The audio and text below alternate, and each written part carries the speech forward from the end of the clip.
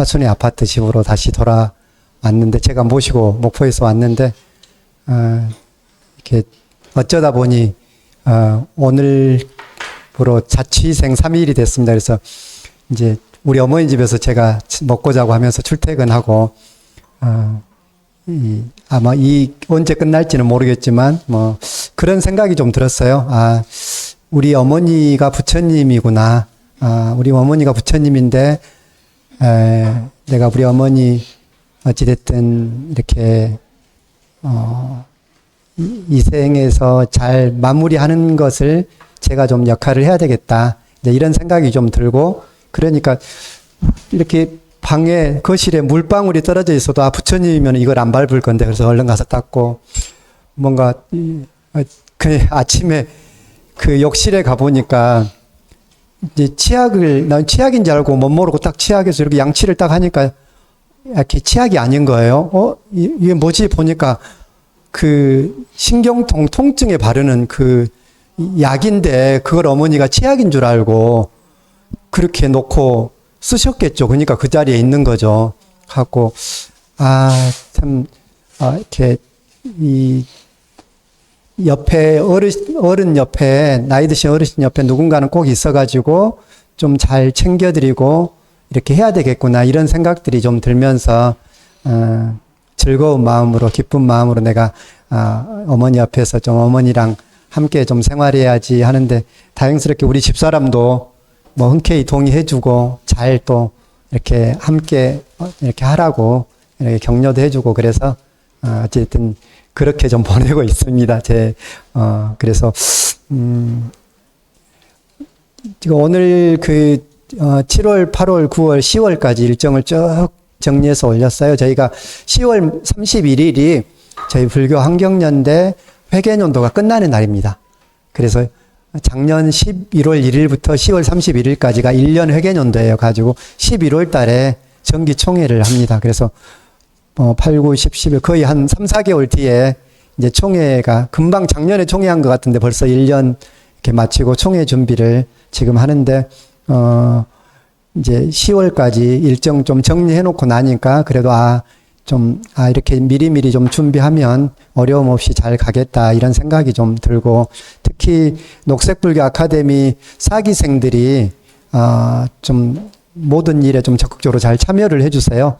뭐 수련회도 그렇고 또 어떤 행사든지 좀, 지난번에 그 법인 스님 초파일 때도 거의 사기생들이 15명 이상 참여를 하고, 수련회도 이번 수련회도 마찬가지고, 그래서 사기생들이 정말 열심히 이렇게 참여하면서 그분들이 이제 아직 경전학교 우리 여기 참여하신 분보다는 아직 이제 더 많은 시간이 좀 필요하지만, 그럼에도 불구하고 불과 4, 5, 6 거의 3개월 정도밖에 안 지났는데도 잘 환경연대에 좀 안착을 해가면서 개인의 공부도 하고, 또 그리고 환경연대 활동에도 함께 마음을 그렇게 모아가고 있습니다. 그래서 아카데미하고 경전학교를 보면 역시 차이가 있어요. 경전학교는 좀 든든한 그 언니, 형님, 맏형 같은 그런 든든함이 있고요. 사기생들은 막 발랄하고 열심히 하긴 하지만 조금 뭔가 이제 이렇게 아직은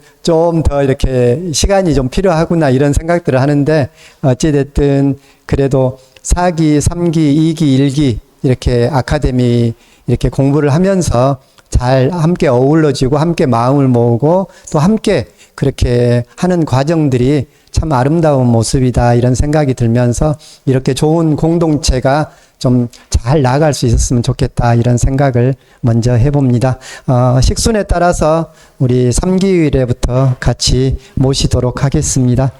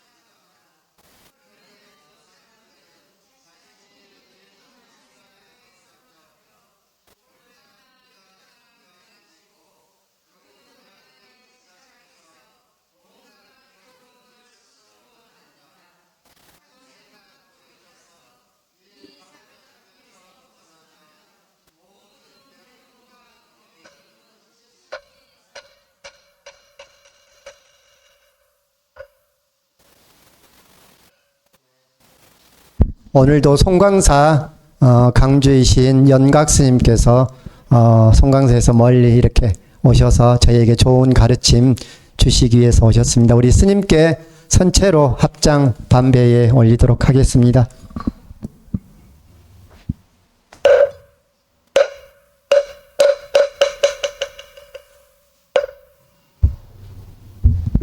모두 자리에 앉아주시기 바랍니다.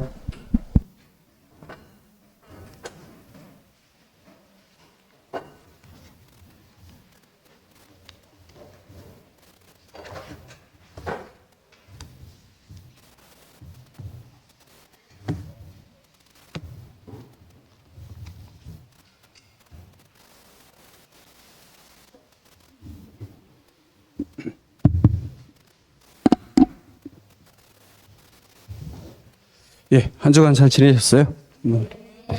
오늘은 지난 시간에 이제 지금 천수경 후반부 하고 있는데요. 천수경 후반부 중에서도 천수경 후반부를 보면 처음에 참여하는 부분 나오고 그다음에 마지막에는 중간에는 준재진언에 대한 찬탄이거든요. 이 진언에 대한 찬탄.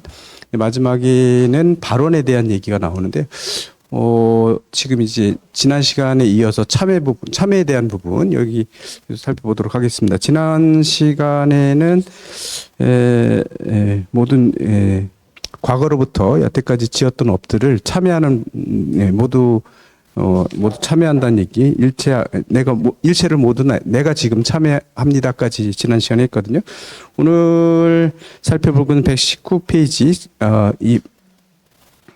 무기스님 책으로는 119페이지예요. 여기부터 하겠습니다. 보면 제목이 뭐라고 되어 있냐면요. 참제업장 12존불이라고 붙어 있거든요. 참제업장 12존불이에요. 이거를 하게 되면 참은 뭐죠? 이렇게 참여한다는 뜻이 될 거고요. 그다음에 업장을 참여한다는 얘기가 되고, 그다음에 죄는 제거한다는 뜻이 될 거예요. 없애주는. 그런 업장을 참여하고 제거해주는 12존불이에요. 12분의 부처님의 명호가 밑에 이제 나오는데, 요 이제 지난 시간 그 전반부에서 우리가 이 관세음보살님의 명호들을 봤었거든요. 11개, 12개의 명호들을 봤었는데, 그때는 전부 다 이름에서 우리는 그 보살님들의 이름에서 이게 다 관세음보살님의 다른 이름들이다 이렇게 말씀드렸고, 오늘은 역시 참회 부분에 들어가면서 이게 이 12분의 부처님을 명호를 부르게 되는데요. 이 부처님들은 대부분 다 어떤 의미를 가지고 있냐면 우리의 참회하는 부분들을 사해 주시는 분이에요. 저희가 명호를 부르게 되면 우리가 여태까지 지었던 업들이 있는데 그런 업들을 어느 부분의 업을 제거시켜주는지 거기에 대한 얘기들이거든요. 그래서 우리 이 업장 부처님들만 명호만 불러도 우리가 가지고 있는 그동안 지었던 업들이 다 깨끗하게 이렇게 소멸된다 이런 의미를 가지고 있어서 저희가 참여하는 부분들을 증명해 주시고 또 그런 부분들을 다 사해 줄 것을 이렇게 아래는 이런 것들이죠. 그 부분이 나오는 것. 이런 부분 보면 역시 천수경은 되게 타력적인 요소를 많이 가지고 있죠. 보면 우리의 명호만 불러도 다 우리 업장을 다 녹여준다. 뭐 이런 개념을 가지고 있는 건데요. 그래서 참제업장, 나무 참제업장 처음에 보면 나무 참제업장 보승장불 이렇게 나오는데요. 이런 부처님께 귀합니다. 이런 얘기거든요. 그래서 나무 참제업장까지는 사실 다 붙어 있는 거예요. 뒤에 있는 명호들에도 다 앞에 부분 붙어야 되거든요. 그러니까 처음에 나온 부처님의 명호는 뭐냐면 보승장불 이게 이제 첫 번째 나오는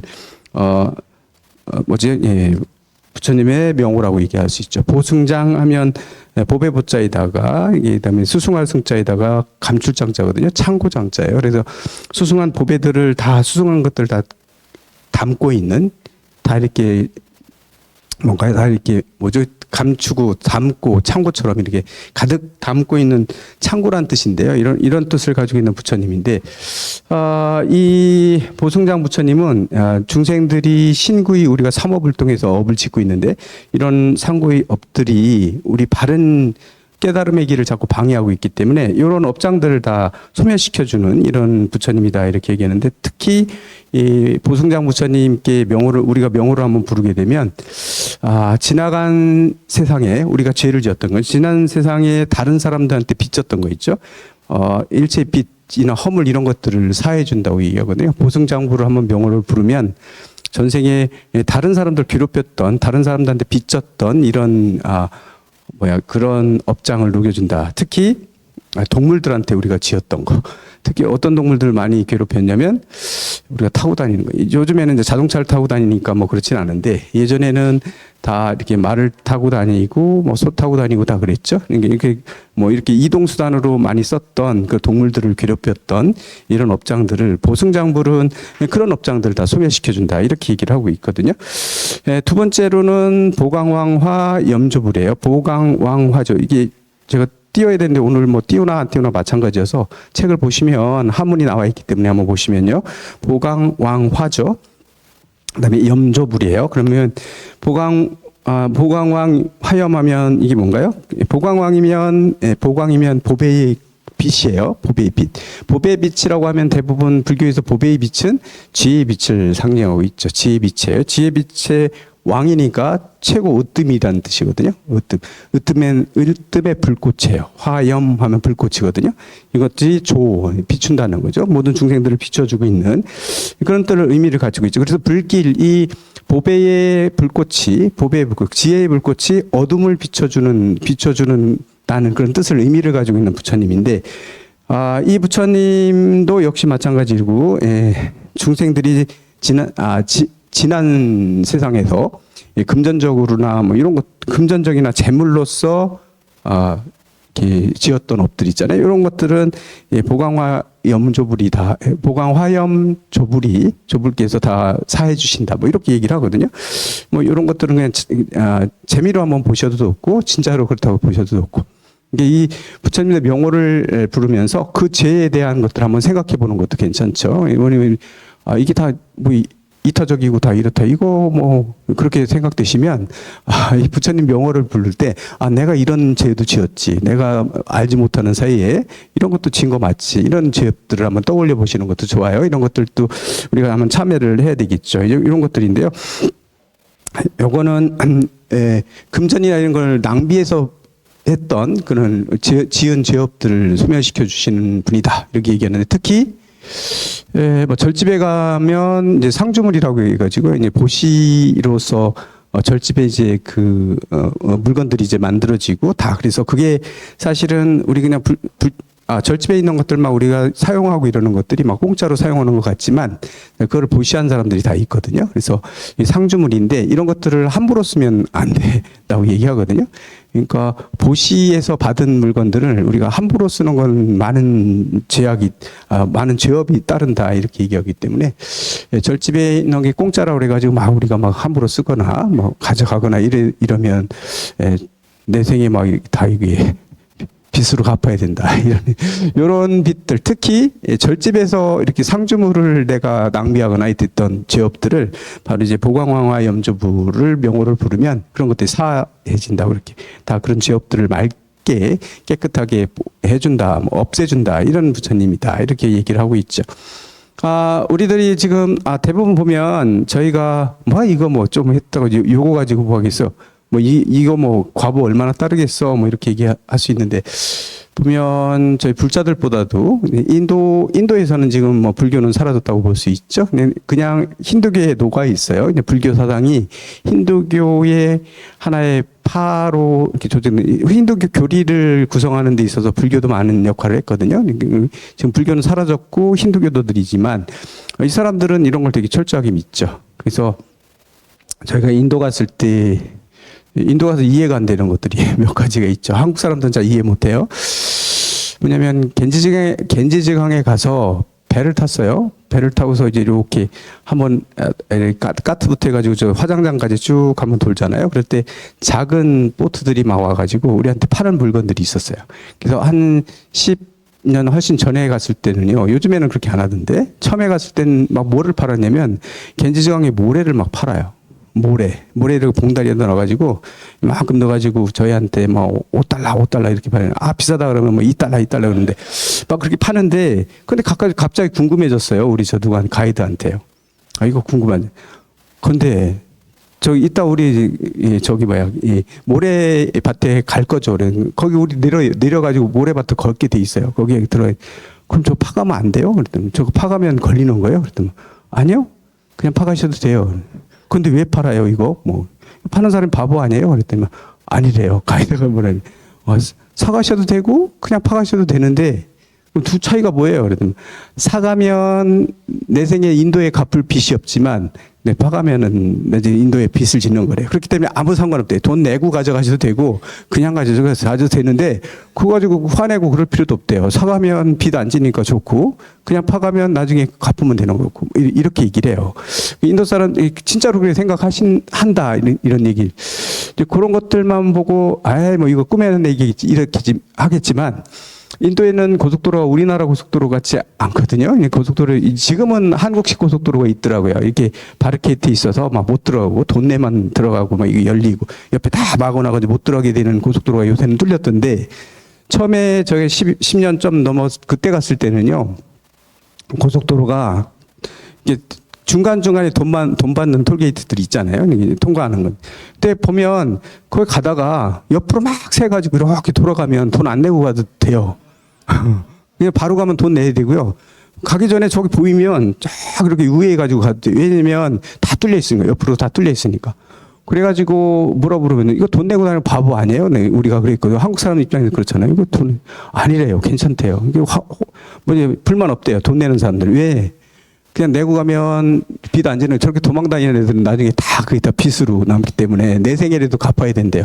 그 불만이 없대요. 돈 그렇게 하고 돈 없으니까 저렇게 하고 다니는 거고 우리 돈 있으면 내고 다니는 거고 다음 생에 갚아야 되고 그렇기 때문에 서로 불만들이 없어요. 이런 것들을 보면서 아 인도 사람들은 좀 독특한 게 아니라 어떻게 보면 그 사람들 사고에서는 그게 맞을 수 있어요. 그런 것들이 있잖아요. 그게 워낙 투철하기 때문에 인과에 대한 얘기 투철한 사람들이기 때문에 그런 거 보세요. 아 이게 인도는 우리하고는 좀 다르구나 이런 생각이 있어요. 고속도로에 가다가 차들이 막 속도를 못 내죠. 고속도로도 많이 달리고 있는데 막 소들이 있으면 걔들 피할 때까지 차들이 멈춰 있어야 돼요. 고속도로인데 못 가요. 막 못 가고 있어요. 그러면 이 돈 받아 처먹으면서 옆에 소 못 들어오게 막아야지 왜 이렇게 놓냐 그랬더니 막 가이드가 오히려 우리한테 막 뭐라 그래요. 뭐라고 하냐면 이 길이 언제 인간만 쓰라고 정해져 있냐 이거죠. 이건 다 쟤들도 써야 되고 다 쓰지. 왜 인간만, 지들만 딱 막아놓고 왜 우리만 쓰냐 이거죠. 그 과부 받는다고. 이게 다 공유하게 돼 있지. 이걸 누구 거라고 딱 정해져 있는 게 있느냐. 소들도 왔다 갔다 해야 되고, 동물들도 왔다 갔다 해야지. 그거를 인간이 독점하면 안 된대요. 그렇기 때문에 자기는 불만 없대요. 그렇게 당연하지. 뭐 이렇게. 예. 그런 것까지는 좋은데, 막 가다가 이쪽 차선이 막히잖아요. 그러면 역주행도 하잖아요. 그럼 막 이쪽 갑자기 뒤로 바꿔 가지고 역정에서 막 가거든요. 결국은 가다 양쪽 다 막혀 있어요. 그러니까 다 막히더라고요. 그래서 저희도 이쪽이 뚫렸어요. 그런데 막 가더니 우리 운전수가 차가 막혔으니까 옆으로 가가지고 역정에서 막 가는데 다 역정에서 와요. 그러니까 한참 갔는데 양쪽 다 막혀요. 꽉 막혔어요. 우리는 답답하죠. 그러니까 우리 스님들은 내려가지고 뭐냐면 앞에 어디 뚫렸나 막 가요. 앞에까지. 뭐하러 가시냐요. 언젠가 뚫릴 건데. 그리고 옆에 있는 차들이 트럭이 있는데 트럭 운전수들은 딱 막히자마자 바로 돗자리 가지고 내려와가지고 덥잖아요. 피곤하잖아요. 돗자리 갖고 내려와서 차 밑에다 딱 깔고 자요 그냥. 고속도로인데 차 막히니까 자더라고요. 진짜로 한참 한 시간 안 돼서 뚫리긴 하던데 그때 뚫려가지고 다시 하긴 하던데 이게 막 막히잖아요. 그러면 이제 경찰들이 와가지고 이제 막 다시 막 해가지고 다시 해놔야 돼요. 한쪽 막히면 이게 역주행도 다 하기 때문에 막 왔다 갔다 해요. 왜냐면 역주행이 왜 되냐면 이쪽에서 들어와서도 왔다 갔다 할 수 있기 때문에 그래요. 이게 고속도로를 어디서든지 입출입이 가능하기 때문에 그래요. 이렇게 톨게이트만 하는 게 아니라 그냥 어느 마을에서든지 다 들어올 수 있기 때문에 여기 가운데 이렇게 막혀 있으니까 저쪽으로 가야 되면 못 가잖아요. 그럼 이쪽으로 막 와서 이렇게 가는 거거든요. 역주행들이 막 다녀요. 이렇게 고속도로가 네, 우리처럼 그렇게 속도를 낼 수는 없지만 그래도 고속도로가 있으면 훨씬 빨리 가긴 해요. 한 시간에 한 40km는 가는 거예요. 40km 가면 빨리 가는 거였거든요. 그래서 저희 바라나시까지 몇 킬로 남은, 이제 바라나시까지 뭐 100몇 킬로 남았습니다. 뭐, 그럼 1시간, 2시간이면 가겠네요? 아니요. 3시간 잡아야 됩니다. 이러시더라고요. 그럼 뭐 고속도로를 해야 돼. 우리는 속도 안 냅니다. 이러면. 그 차들이 속도 내게 돼 있지 않고. 그렇다고 얘기하던데 이렇게 다르거든요. 생각하는 게 달라요. 근데 그렇기 때문에 과거에 지었던 업, 지금 짓는 업들, 이거 분명하게 과보를 받아야 된다. 빚을 갚아야 된다. 이런 개념들을 철저하게 가지고 있는 민족들이고, 인도 사람들은 그렇게 하고 있기 때문에 이게 이상하지가 않아요. 그리고 그래도 혼란스러워. 서로 불만도 없어요. 돈 내는 사람, 안 내는 사람. 가난하면 돈 안 낼 수도 있죠. 내 생에 갚아야 되니까. 금생에 내면 내 생에 안 갚아도 되고, 뭐 이런 거죠. 그런 생각들을 가지고 있기 때문에 저희가 가다가 불쌍한 사람들한테 돈 주죠. 그러면 돈 받은 사람들이 감사하다고 얘기 안 해요. 절대로 감사한 표시도 안 합니다. 그러면 되게 서운하죠. 되게 기분 나쁘고. 근데 걔네들은 거꾸로 니들이 감사해야 된다고 얘기죠. 왜? 내가 너 복짓게 해줬잖아. 나한테 복짓게 해줬잖아. 뭐 그런 개념들을 가지고 있어요. 그래서 한국 사람들은 가가지고 뭐 주고 좀 생색내려고 했다가 얘들이 오히려 더 저거하기 때문에 되게 기분 나빠하고 다음부터 안 갖다 준다고 막 이러는데 스리랑카도 인도랑 비슷해서 우리 어느 스님이 스리랑카에 구조금을 전달하러 갔는데 거기 받자마자 감사하다는 얘기는 절대로 안 하고, 감사하다는 얘기는 하지도 않고, 더 달라고. 여기 부족한데 다음에 2천만 원 좀 더 달라. 2,000불 더 보태달라고 그 얘기를 하더래요. 그래서 너무 기분 나빴다고. 줬는데, 우리가 갖다 줬는데, 감사하다는 얘기는 하나도, 고마운 표정은 하나도 안 짓고, 요거 하는데 부족하니까 나중에 돈 더 달라고 하는, 아주 당연하게 돈 더 달라고 하는 거 보고, 야, 여기 기분 나빠서 못 갖다 주겠다. 이런 기분이 들었다는데, 네팔이, 스리랑카도 역시 마찬가지로 인도하고 가깝잖아요. 인도하고 가깝고, 그다음에 불교적으로 되고 있기 때문에 그런 개념들이 다 가지고 있기 때문에 이게 오히려 우리를 감사하라 뭐 이런 게 그런 개념이 없어요. 우리하고는 좀 달라요. 이제 그런 것들을 가지고 있다. 세 번째가 보면 일체향화 자재력왕물이에요. 일체향이라고 하면 모든 향이거든요. 모든 향, 일체향이죠. 그러니까 모든 향과 꽃이에요. 옛날에 부처님 시대에 보면 향과 꽃으로 부처님께 예배를 올리죠. 할 때 향으로 공양 올리고, 꽃으로 향 올리거든요. 향과 꽃으로 뭐 마지옴나니 뭐 이런 우리 저기 있잖아요. 그처럼 일체 향화. 이게 향화, 이게는 부처님께 올리는 그런, 보시를 우리 향이라고도 하고, 향과 꽃으로서 올리는데, 향에 비유하는 것들은 대부분 지혜의 향을 대부분 많이 상징적으로 얘기를 하거든요. 향이라고 하면 지혜나 이런 것들을 얘기죠. 우리 오분향내 있잖아요. 예불 드릴 때 우리가 하는 거. 계향, 정향, 해향, 해탈향, 해탈직연향이 나와요. 이럴 때도 향으로서 이걸 비유하거든요. 왜냐면 이런 것들을 우리가 실천에 옮기게 되면 주변 사람들한테 다 스며들어요. 우리가 좋은 행동들을 하게 되면 바르게 살려고 노력하고, 이게 올바르게 살고 공심으로 살려고 하고, 그다음에 내 욕심 안 부리고 이렇게 그런 그 몸에 배어 있어가지고 그렇게 실천에 옮기고 살면 옆에 있는 사람들도 그런 모습들을 보고 은연중에 그런 것들이 몸에 배인다고요. 이거 향처럼 스며들거든요.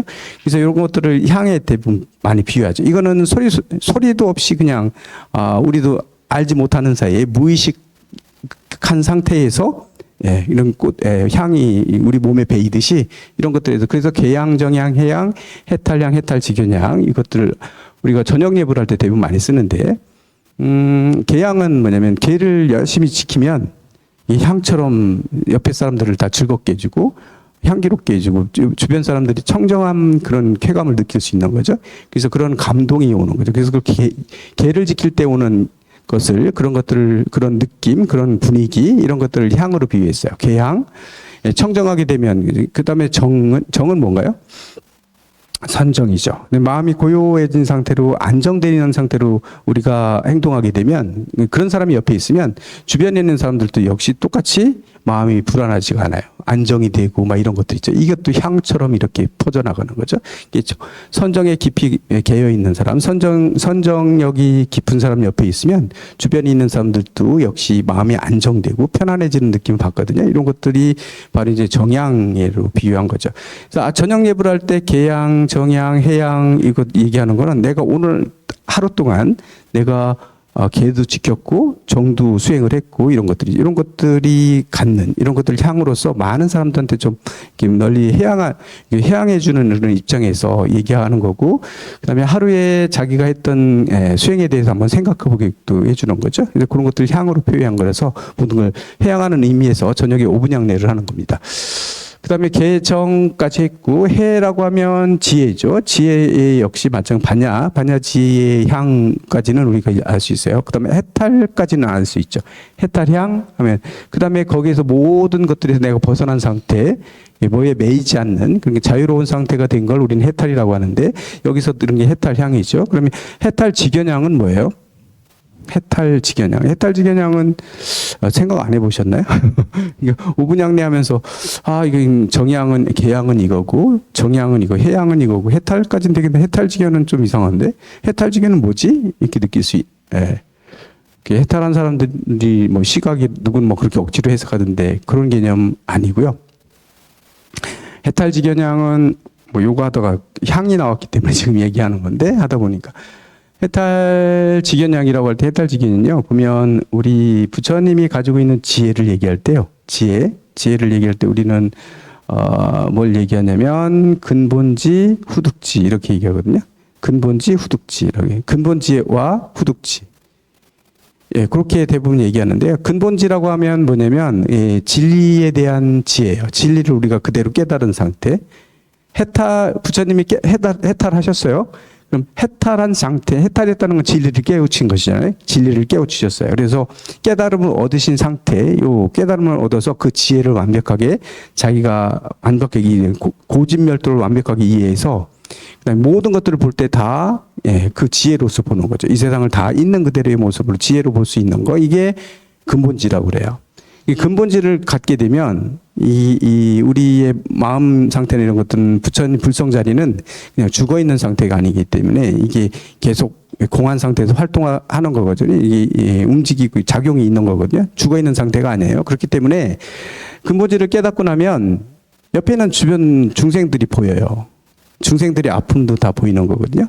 깨닫기 전에는 내 거에 가려가지고 옆 사람의 아픔이라든가 옆 사람의 마음이라든가 이런 것들이 안 보이거든요.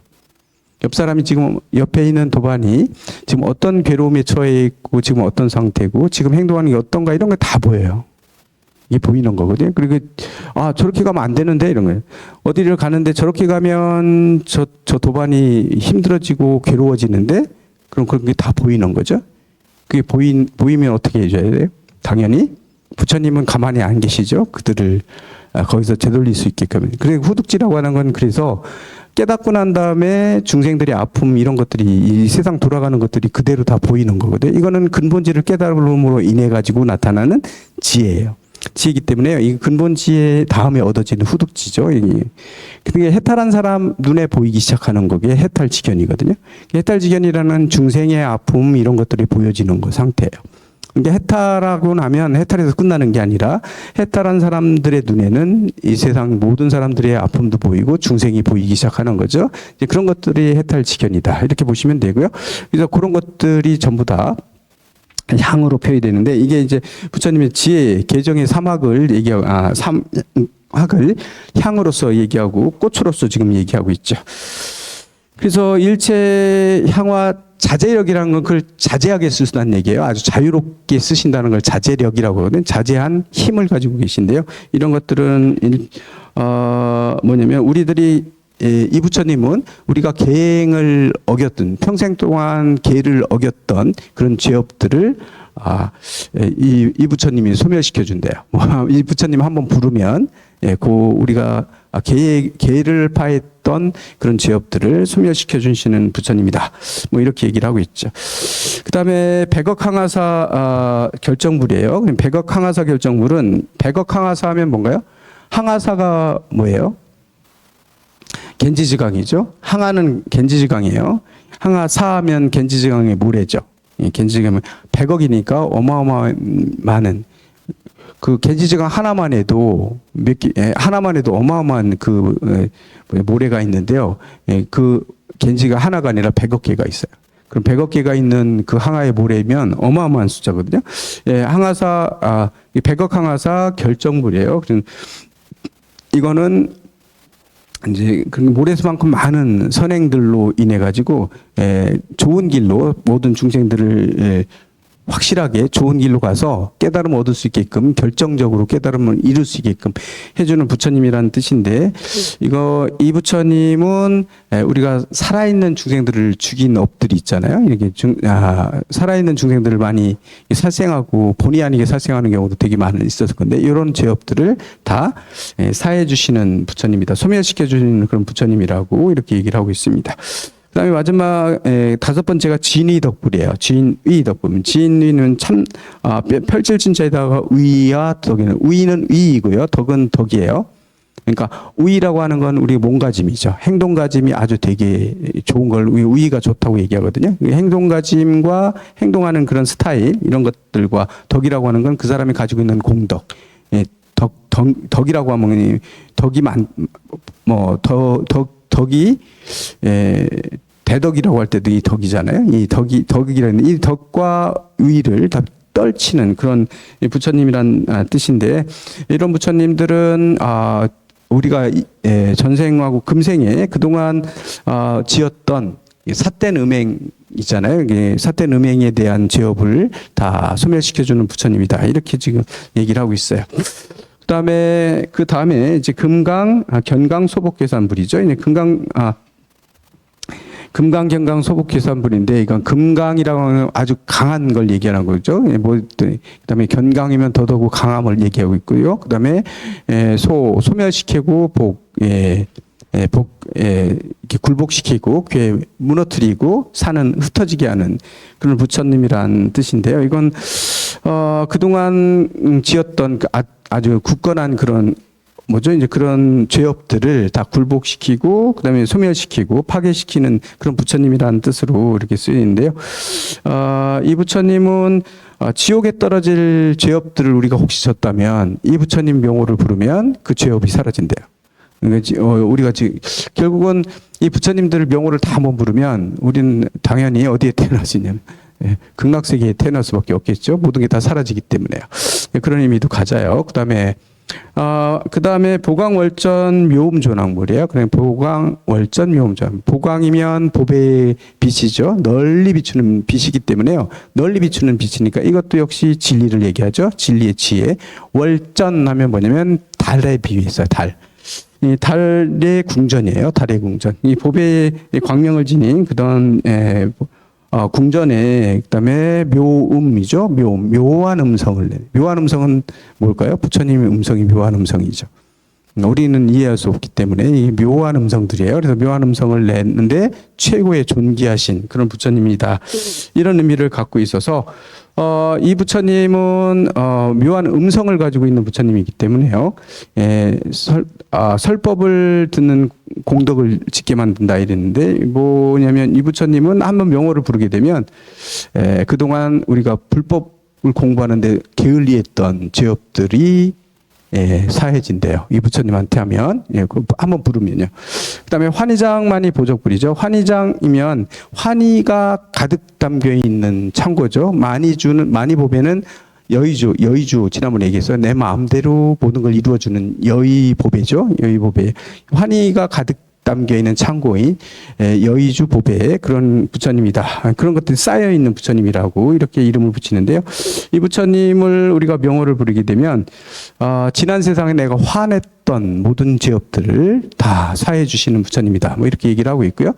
그다음에 무진양 그 승왕불이에요. 무진양이면 끝이 없는 향의 향으로서 끝나지 않고 계속 향이 계속 이어지는 거죠. 이런 수승한 그런 왕이다 이런 뜻을 갖는데 이분을 한번 부르게 되면 과거에 뭔가 이 부처님을 한번 부르게 되면 생사에 더 이상 생사에 태어나지 않는 그런 것들을 실현시켜주는 부처님이다. 뭐 이렇게 얘기하고 있고요.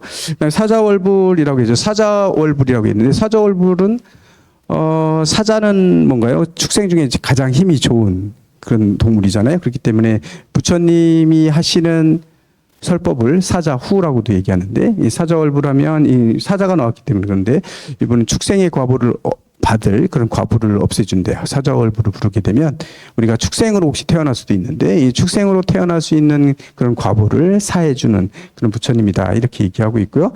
그 다음에 마지막에 두 번째 환희장엄주 왕불이에요. 환희로운 장엄. 장엄이라는 건 부처님 법으로 모든 것들 이렇게 뭐죠? 이렇게 장식되어 있는 상태를 얘기하는데, 그 관세음보살님을 우리가 이렇게 모습을 그려놓잖아요. 그랬을 때 관세음보살님이 달고 있는 것들을 보게 되면 최고의 최고의 금관과 그다음 최고의 귀걸이, 가장 비싼 목걸이 이런 그런 것들을 다 치장하고 계시거든요. 이거 뭔가요? 이게 사치스러운 모습으로 되게 화려한 모습을 그렇게 보이고 있는데 이게 바로 뭐냐면 이 세상에 있는 것 중에 제일 보배스러운 게 뭐냐면 부처님 말씀이에요. 부처님 말씀을 실천을 통해 가지고 가장 화려하게 꽃 피운 상태를 가장 귀중한 보배로서 표현해 놓고 있는 거거든요. 이 관세음보살님은 부처님의 부처님의 모든 것들을 가장 실천해 온 게 있는데 으뜸인. 그래서 그게 하나하나가 다 장엄돼 있다 이렇게 보는 거거든요. 그래서 어떤 귀중한 물건으로 장엄하는 것보다도 이렇게 부처님 법을 실천함으로써 장엄하는 게 가장 뛰어난 장엄이라고 얘기하는데 그 뛰어난 장엄, 가장 훌륭한 장엄을 상징적으로 나타내기 위해서 관세음보살님을 우리가 조각할 때는 가장 화려한 것들, 그 시대에 가장 뛰어나고 화려한 그런 보배들로 아주 치장을 아주 주렁주렁 이렇게 하고 나오게끔 만들죠. 이제 사치스러운 그런 것들을 나타내는 게 아니고 그런 장엄을 얘기하는 건데요. 이게 장엄주죠. 이제 장엄. 이런 부처님들은 전생에 살생하고 도둑질했던 큰 죄업들을 사해준다 이렇게 되어 있고요. 그다음에 제보당 많이 승광불 이 부처님은 전생에 욕심 때문에 저질렀던 죄업들을 소멸시켜준다 이렇게 얘기를 하고 있는데 어쨌건 이런 것도 다 기억할 필요는 없으되 여기 나와 있는 12분의 부처님 이름은 결국은 뭐냐면 우리의 죄업들을 사해 주시는 부처님이시다. 그리고 이 명호를 한번 부르면 이런 죄업들이 다 소멸된다. 이런 얘기를 하고 있기 때문에 이 천수경을 읽으면서 앞에서 참여하겠다고 했잖아요. 참여하겠다고 해놓고 참여하겠다는 먼저 참여를 이렇게 이제 하겠습니다 이렇게 해놓고는 제일 먼저 이제 이게 부처님들을 막 참여하는데 필요한 부처님들 명호를 막 불렀잖아요. 이거는 와가지고 증명해달라 이런 얘기고 남김없이 모든 걸 다 참여해서 모든 죄업을 깨끗이 씻어내겠다는 염원이 이 안에 들어있는 거다. 그래서 이 부처님들 명호를 부를 때는 내가 가지고 있는 모든 죄업들을 깔끔하게 다 씻어버리겠다는 그런 의미들을 가지고 있다 이렇게 볼 수 있겠어요. 그 다음에 보면 다음 장에 보게 되면요, 그 121페이지죠. 121페이지 이번에는 시박참회가 나왔어요. 10가지의 가장 악행에 대한 안 좋은 그런 것들에 대한 참회죠. 이거는 우리가 이미 다 알고 계실 수도 있는데요. 이거 시박참회, 시박법이 있는 거죠. 이거 시박이 되는데 그러면 십선은 뭔가요? 십선법도 경전에 막 나오거든요. 십선법을 열심히 실천해 옮기라. 이런 얘기 하거든요. 십선법 어디서 보신 적 있으세요? 십선법이 뭐예요?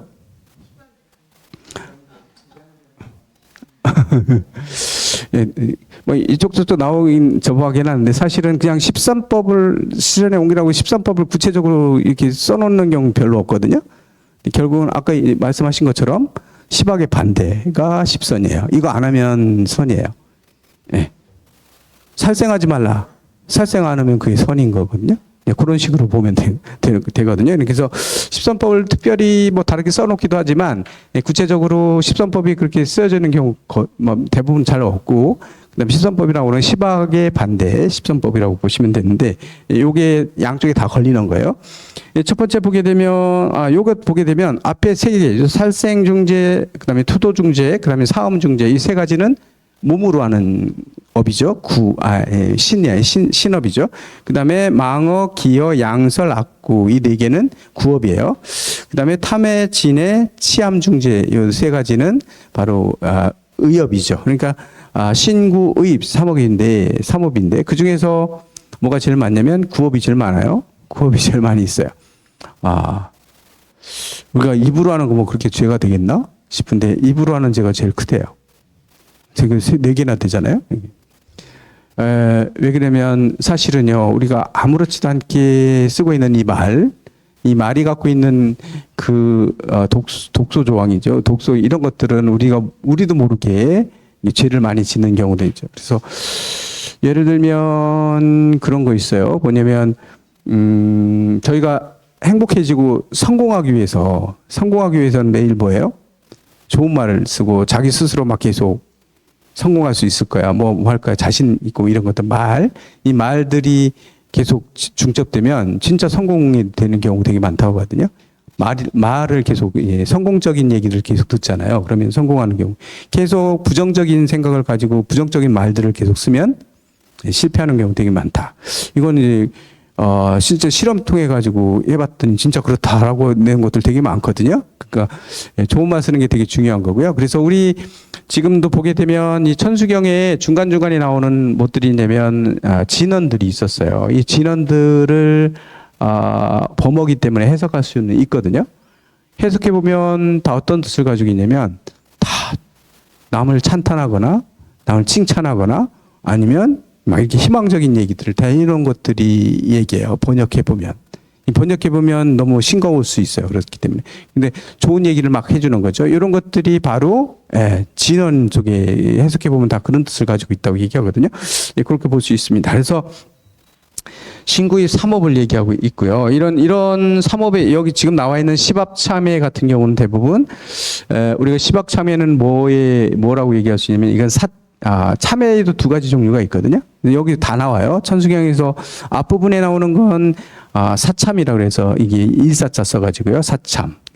우리 행동을 통해서 내가 그동안 지었던 업들을 다 녹이는 걸 사참이라고 하고, 뒤쪽에는 뭐가 나면 이참이라고 해요. 이자 써가지고 이참이라는 얘기가 나와요. 사참과 이참이 좀 달라요. 개념이. 사참만 하면 우리 끝날 것 같은데, 사참을 통해 가지고 내가 지었던 업들을 싹 말려버렸어요. 하나도 없게. 그럼 끝났느냐?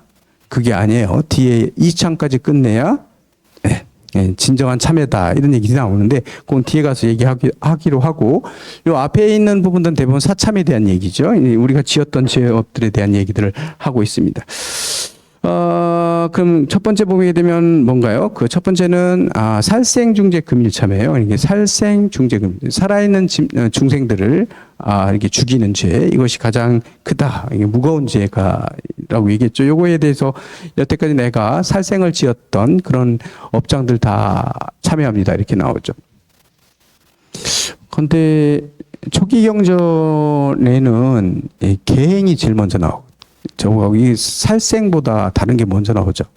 왜 여기 대승에 오면서 살생에 대한 얘기가 제일 앞에 나오거든요.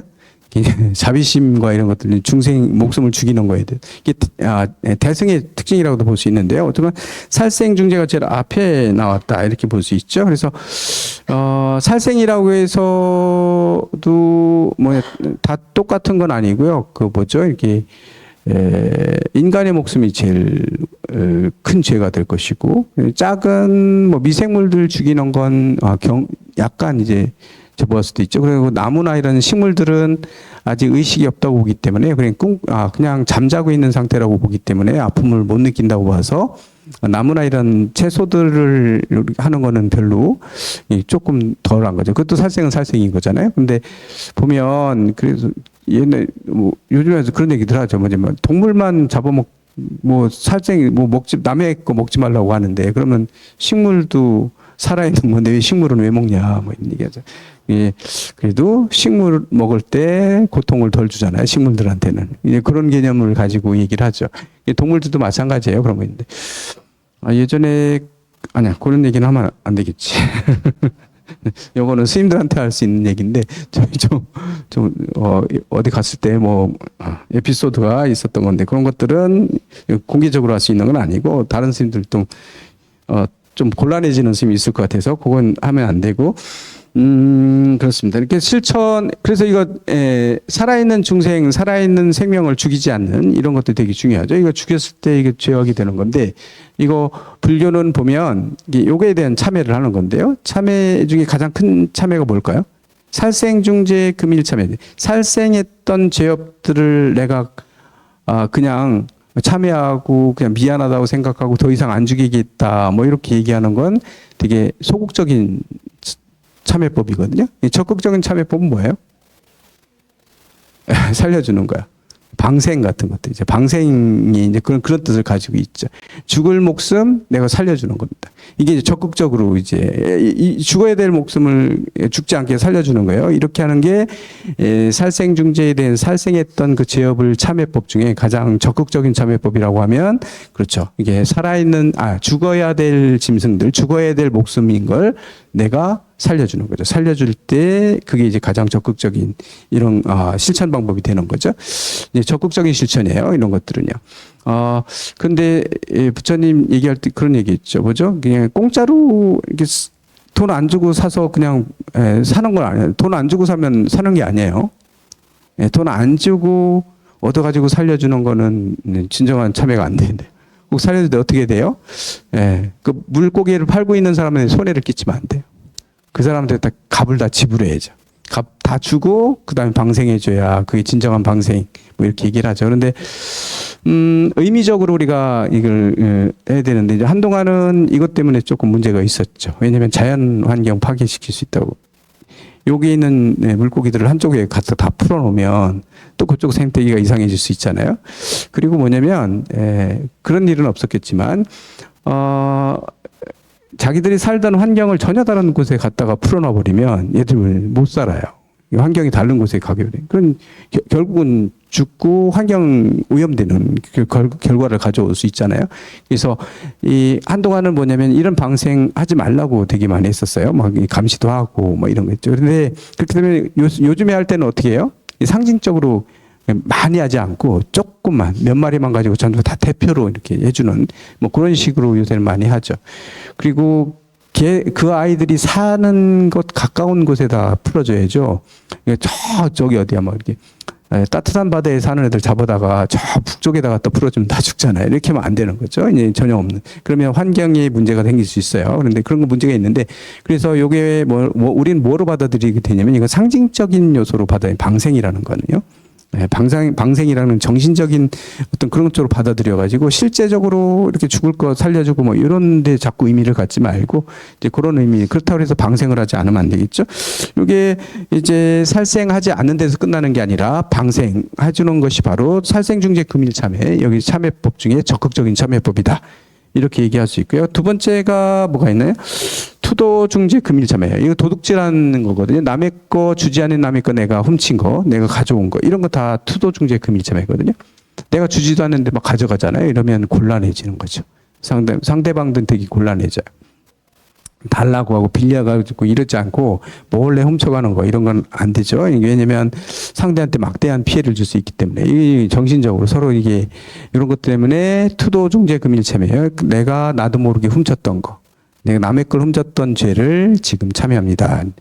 그러면 투도중재 금일참회의 가장 적극적인 방법은 뭘까요? 투도했던 거니까요.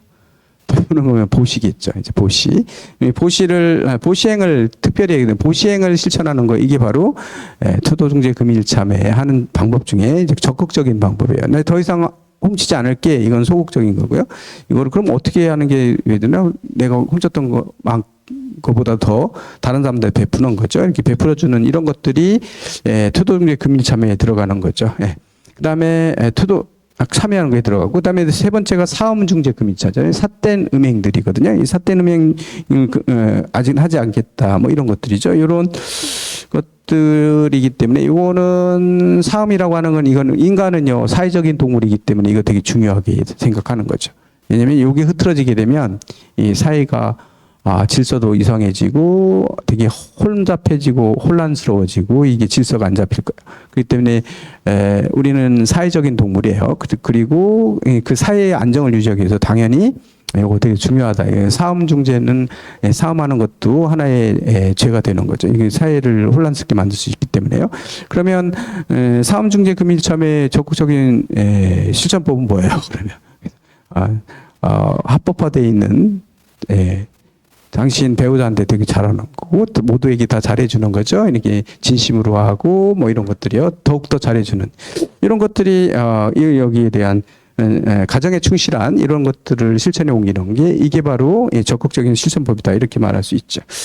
여기까지가 세 개가 바로 신업이에요. 몸으로써 짓는 제업이다 이렇게 얘기했고요. 그다음에 많은 망어 중재 금일참회가 나왔어요. 다음에는 망어는 거짓말이죠. 이제 허망한 말이 거짓말이에요. 거짓말하는 죄를 여태까지 거짓말했던 죄를 내가 오늘 참여합니다 이랬는데요. 거짓말에도 종류가 여러 개가 있죠. 그러니까 가벼운 거짓말이 있고요. 무거운 거짓말이 있어요. 가벼운 거짓말은 뭐죠? 우리가 일상적으로 하는 거짓말들이. 아니 뭐 내가 뭐 거짓말들이 있어요. 대망어는 뭔가요? 망어 중에 큰 제일 중재가 되는 망어는 깨닫지 못했는데 깨달았다고 하는 걸 제일 큰 망어라고 얘기해요. 이 대망어죄거든요. 왜냐하면 깨닫지 못했는데 깨달았다고 이렇게 뻥치거나 이런 게 하는 건 대부분 뭐예요?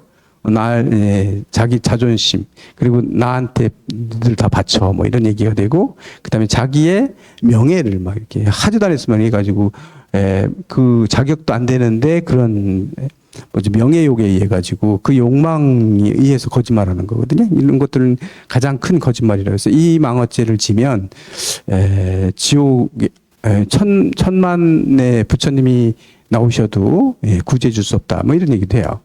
그리고 이제 이 망언은 거짓말 자기가 모르고 자기가 안 했는데 깨닫지도 안 했는데 깨달은 척 해가지고 사람들한테 뭘 요구하고 뭐 이렇게 하면 진짜로 큰 죄가 되는 게 사람들이 다 끌려가거든요. 그쪽에 의해 가지고 자기 혼자만 망치는 게 아니라 많은 사람들을 망치는 결과를 가져오기 때문에 그래요. 그래서 불법도 사라지게 되고 이런 결과를 가져오죠. 근데 이제 증상만인이라는 경우도 이 망어에 들어가는 경우가 되는데 이런 경우 뭔가요? 자기가 진짜 깨달은 줄 착각하는 거예요. 내가 깨달았어라고 착각하는 경우 있어요. 우리 살다 보면 대부분 그런 경우 있을 거야. 조금 아주 작은 어떤 체험을 통해 가지고 신비 체험을 하게 되면 자기가 깨달은 줄 착각해요. 내 마음이 고요해지는 걸 한번 착각하죠. 난 이제 깨달았어. 자기 깨달았다고 막 뻥치는 게 아니라 자기는 진짜 깨달았다고 생각하는 거예요. 그리고 자기 식대로 따라오라고 막 끌고 가잖아요. 그러면 불법을 망하게 만들기 때문에 이런 것도 다 망어에 들어가요. 그래서 이런 깨닫지 못했는데 깨달았다고 하는 거 이게 가장 큰 망어다. 이 망어는 부처님도 가장 큰 죄이기 때문에요. 그 중에 망어 중에서도 제일 큰 죄는 그겁니다. 깨달았다고 거짓말 치는 것들이에요. 요즘에 보면 이게 사이비 종교들 있잖아요. 이렇게 사이비 종교의 교주들 이런 경향이 되게 많아요. 본인이 다 봤죠. 그리고 자기가 신이고 이렇게. 평생 자기는 죽지 않는다고 뻥 쳐서 죽으면 어떡하죠? 죽으면 또 이제 어떤 거기에 대한 합리화를 또 시키겠죠.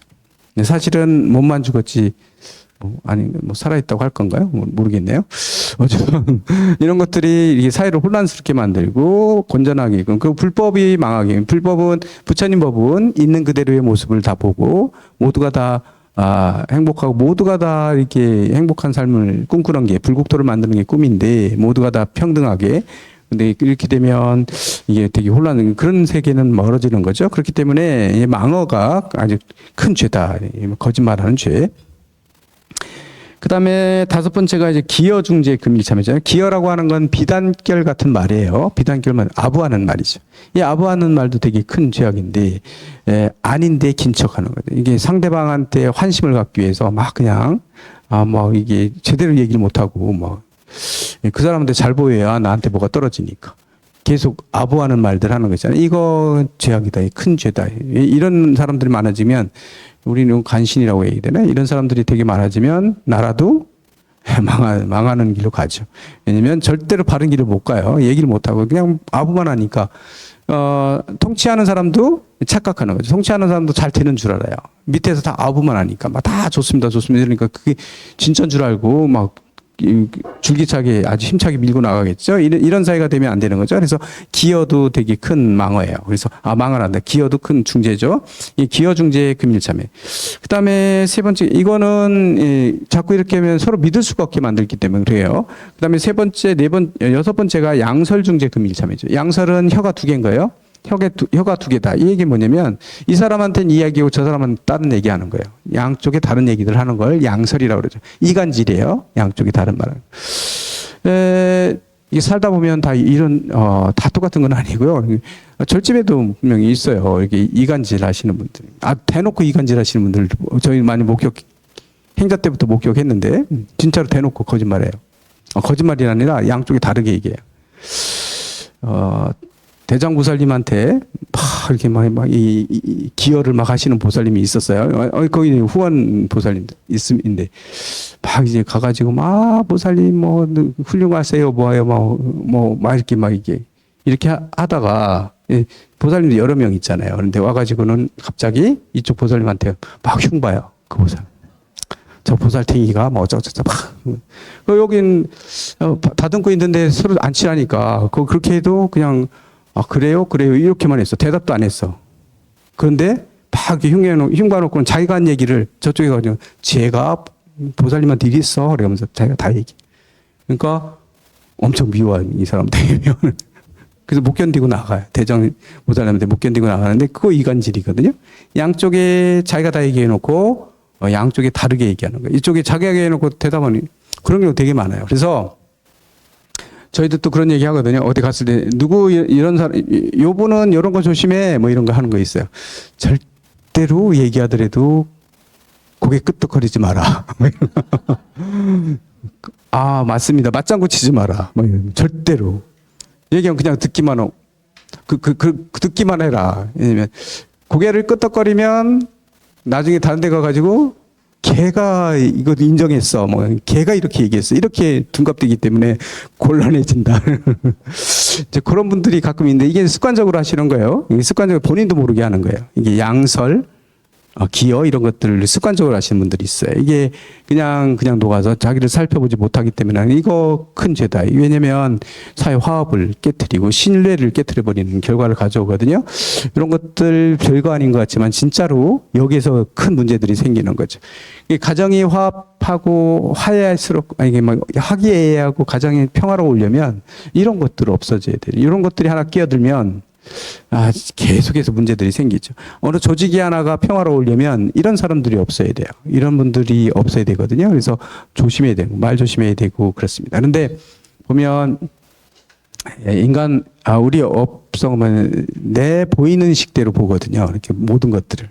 누가 행동하는 걸 판단할 때 내 눈에 보이는 식으로 나는 판단을 해요. 그래가지고 뭐냐면, 그 사람은 좋은 의도를 했는데 내 눈에는 제가 아부하려고 하는 것처럼 자기가 뭐 그런 마음을 가지고 있으면 그럼 다른 데 소문내면서 제가 아부하려고 이런 짓 했다 이렇게 음해하고 다니는 경우도 있죠. 이런 것들 되게 큰 일 나중에 문제 되거든요. 대부분 인간은 인간은 욕계의 동물이고 그다음에 우리의 몸을 나라고 생각하는 아상의 힘이 되게 강하기 때문에 이게 다른 사람들이 나보다 똘똘하거나 이런 거를 잘 인정하려고 안 한대요. 아상이 크면 클수록 인정하지 않고 삐딱하게 보는 경향이 있어요. 좋게 안 보고. 근데 그걸 자기는 제대로 봤다고 생각하는 거죠. 그래서 얘기를 하고 이러다 보면 문제들이 생기죠. 그래서 저희는 그것도 한번 보시면 돼요. 여기 예를 들어서 이 자리에 혹시 이렇게 반반씩이니까 누구 얘기하지?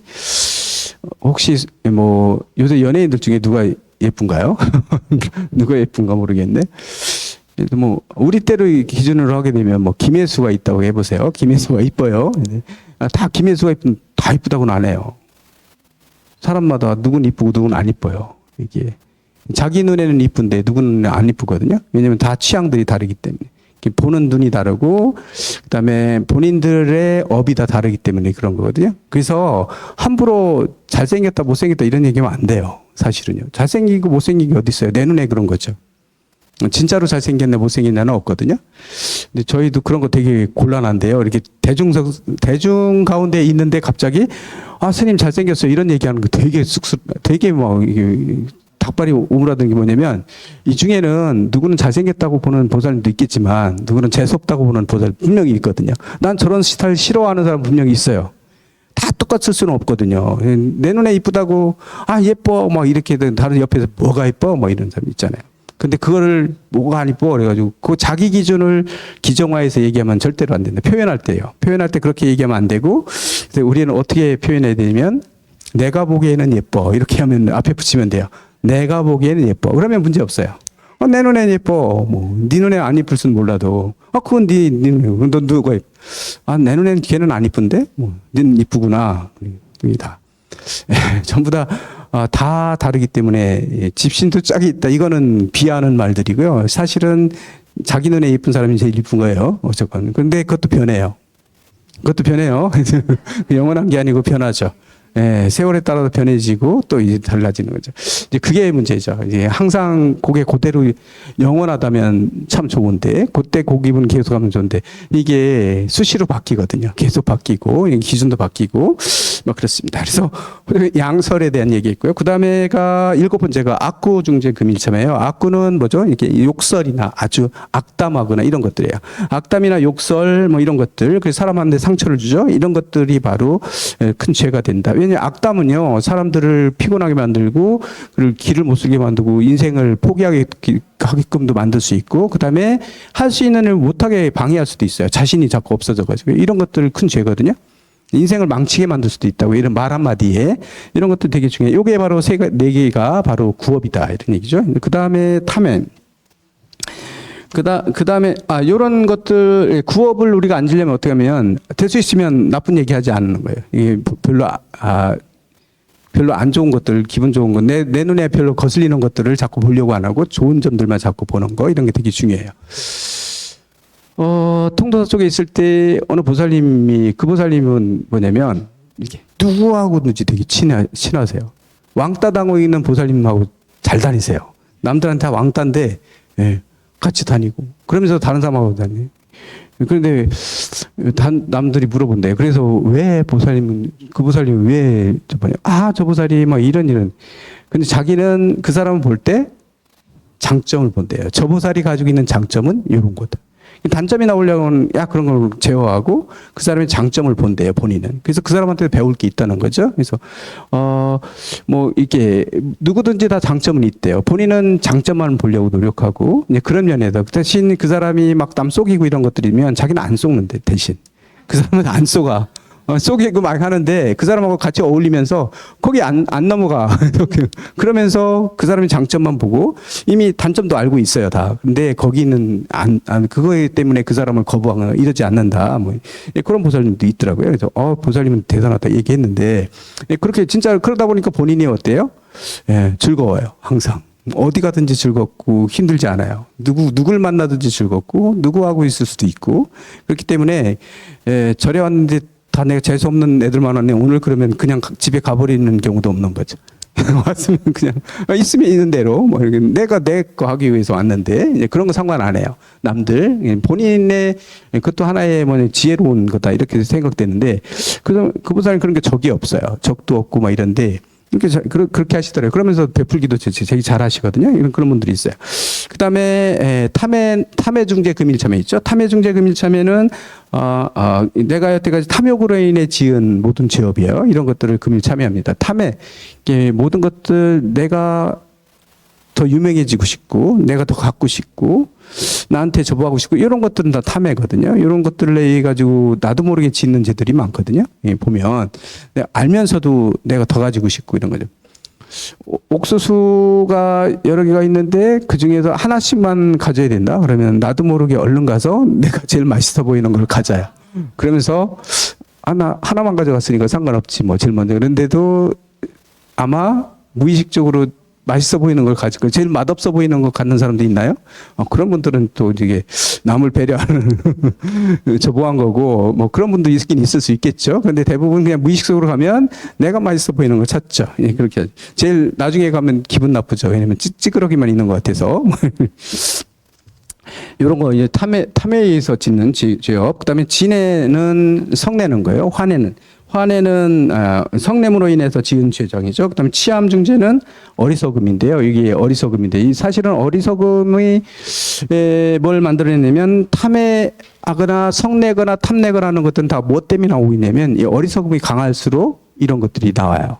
탐이 더 강해지고 성냄이 더 강해지고 이런 것들은 어리석음에서 오는 것들이거든요. 그래서 어리석음도 죄예요. 우리가 한 번 속지 두 번 속나 뭐 이런 얘기를 하는데 근데 계속 속는 사람 계속 속거든요. 그건 계속 속을 때는 자기한테 문제가 있는 거예요. 계속 속는 데는 문제가 있어요. 예, 그 반성해야 돼요. 예, 내가 지혜를 키우려고 안 하고 그냥 맨날 쏟고서도 내가 당했다고 그냥 만져보하고 예, 그러면 안 되는 거예요. 쏟지 말아야죠. 한 번, 두 번 하면 그런 지혜들이 생겨야 되는데 이제 그런 게 없으면 그러기는 안 되는 거죠. 이렇게 해서 나오는데 이렇게 예, 시박참회 얘기했어요. 10가지 악이죠. 그 진해라고 하는 것도 되게 겁나는 거거든요. 이게 성내는 거 참지 못하면 이거 되게 문제가 있어요. 성내는 것도 자기를 파괴시킬 수도 있어요.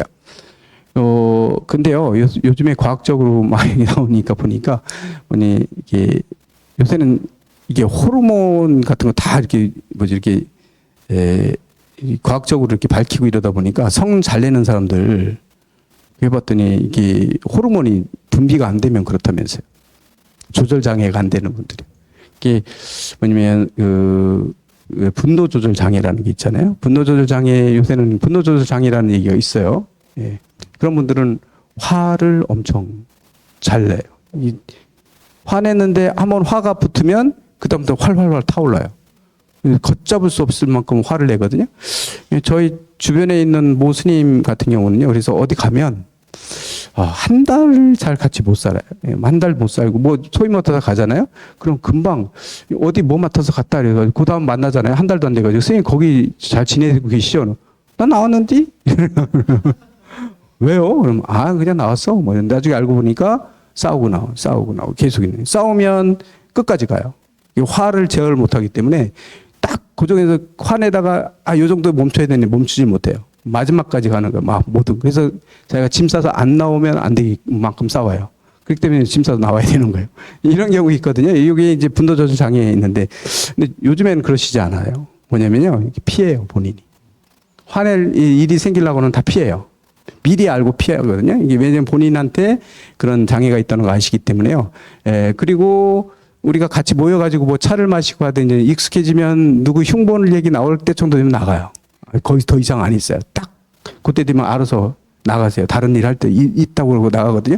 절대로 처음에 하기 위한 그때만 짝 참석했다가 그러니까 이제 대중생활도 하시면서 그렇게 하기 때문에 그러니까 요즘에는 오래 사셔요. 되게 오래 사시더라고요. 그리고 당신 혼자서 이제 풀 메고 이런 것들 되게 많이 하시고요. 이런 것도 이제 이 성내는 거는 이게 자기를 파괴시키는 경우이거든요. 이 성내는 게 가장 큰 이것도 되게 큰 죄다 이렇게 보죠. 신구의 삼업에 대한 얘기했고요. 그 다음에 5분 하실게요. 15분, 16분에 다시 하기.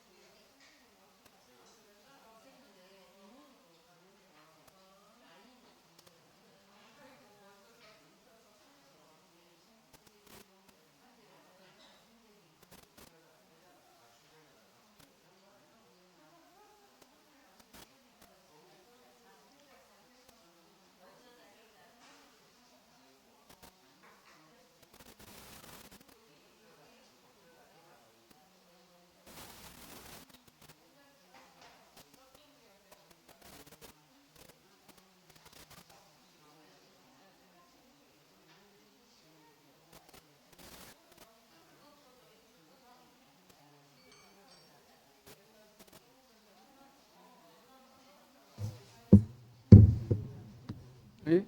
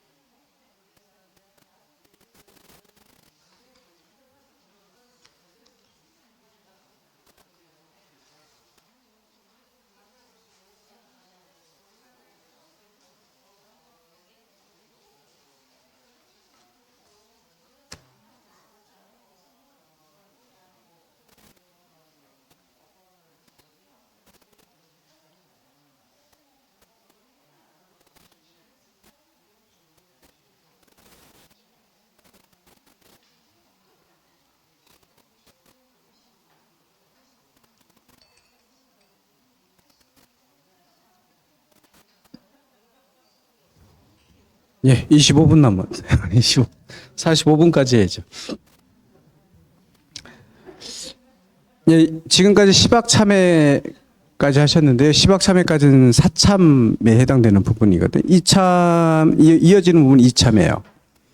이참이란 건 뭐냐면, 사참이라고 한다는 건 뭐냐면, 지금까지 내가 지었던, 알게 모르게 여지껏 지어왔던 죄업들 있잖아요. 이 죄업들을 내가 몸으로써 이치적으로 참여하는 거거든요. 이 사참이라는 건 그런 것들 실제 있는 죄업을 만들어진 죄업들 다 없애는 게 이제 사참을 통해서 없앨 수 있는 건데, 예를 들면 뭐 절을 한다거나 아니면 뭐 이렇게 보시를 베푼다거나 누구를 도와준다거나 이런 것들 다 사참에 들어가는 거거든요. 내 몸으로써 다 하는 것들이에요. 그다음에 이 사참을 통해 가지고 내가 지었던 죄업들을 다 없앨 수 있다고 볼 수 있겠지만, 그것들을 다 없앴다고 그래가지고 더 이상 참여할 것이 생기지 않느냐, 업이 더 이상 만들어지지 않느냐, 이건 별도의 문제거든요. 내 마음이 맑아지지 않으면 그 죄에 대한 것들을 완벽하게 그 씨앗들을 다 내 마음에서 다시 일어날 수 있는 요소들, 이런 것들을 완벽하게 다 제거하지 않는 이상은 내가 깨끗이 비웠다더라도 또 생기잖아요. 내 마음, 그 마음을 계속 가지고 살면 역시 또 죄를 또 업을 또 만들어내거든요. 계속해서 이 업이 만들어지는 거를 제거해야 돼요. 이게 근본의 원칙, 근본 그 원인을 다 제거해야 되는 거거든요. 이 원인을 제거하는 게 이제 이참이에요. 이참.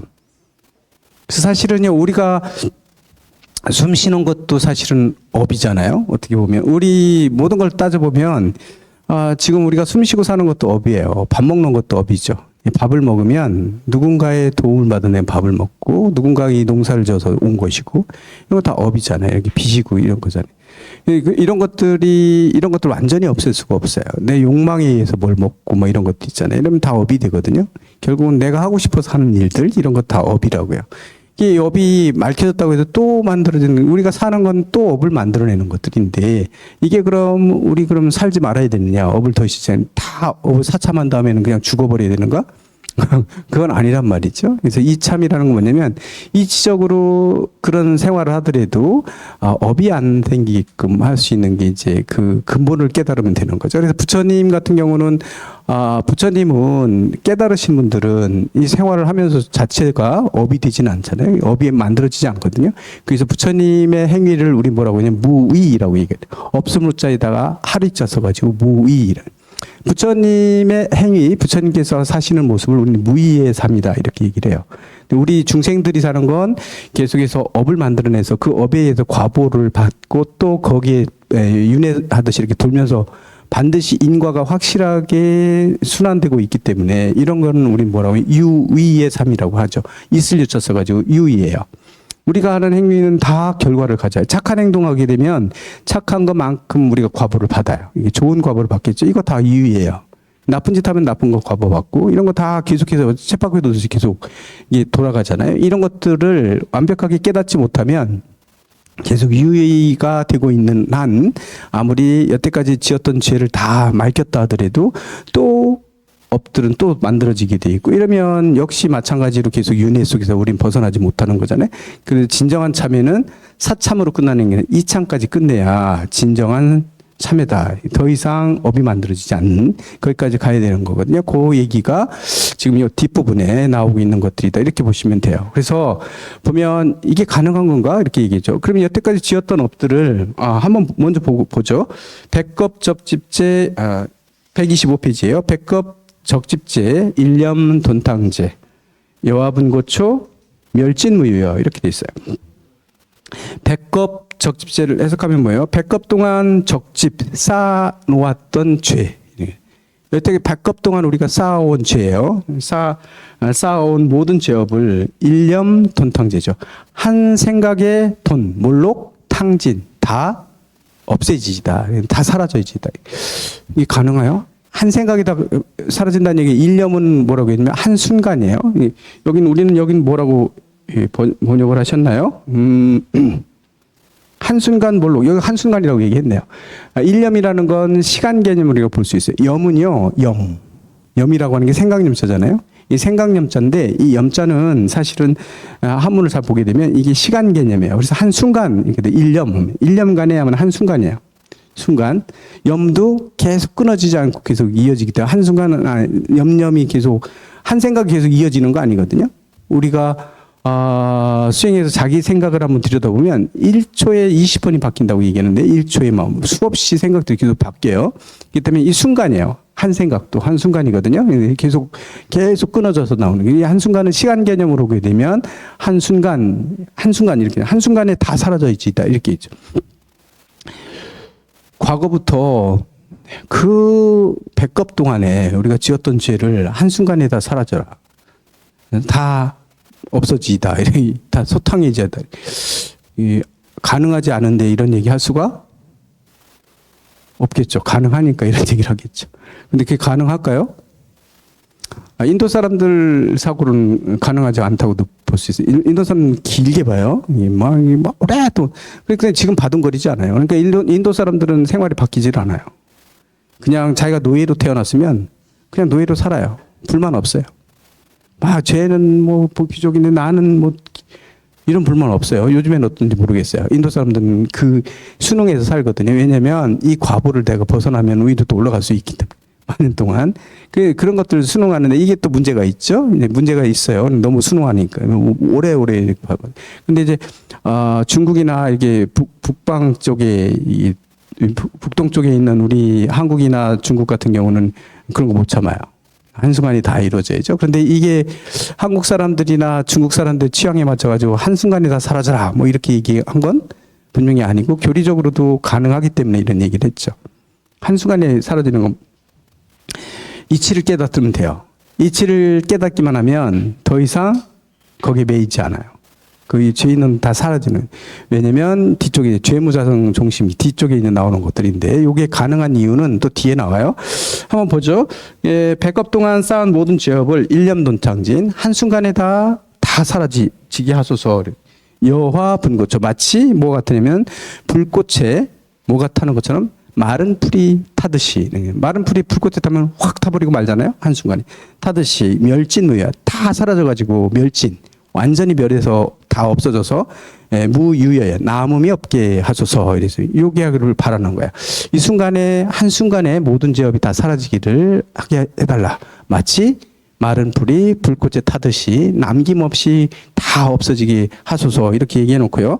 요런 발언이 가능한 이유는 바로 밑에 나와 있는 거죠. 밑에 보면 보시면 뭐가 무유여했고 그 다음에 죄무자성 종심기 이 부분이에요. 죄무자성 종심기라고 나와 있죠. 죄무자성. 죄는 무자성이에요. 죄무자성 종심기죠. 죄는 자성이 없어요. 자성이 없다는 얘기는 뭐냐면 실체가 없다는 얘기거든요. 죄라고 그래가지고 요게 죄야라고 이렇게 우리한테 보여줄 수 있는 게 없다는 얘기예요. 죄도 자성이 없어요. 실체가 없어요. 죄는 실체가 없어서 실체가 없는데 어디서 나오냐면 종심기예요. 마음으로부터 일어난다. 모든 죄는 마음으로부터 일어나요. 마음이 없어지면 죄도 없어지는 거겠죠. 근데 그게 마음을 없애기가 쉬운 게 아니기 때문에 마음으로부터 일어나는 것이므로 심약 멸시 죄 영망이야.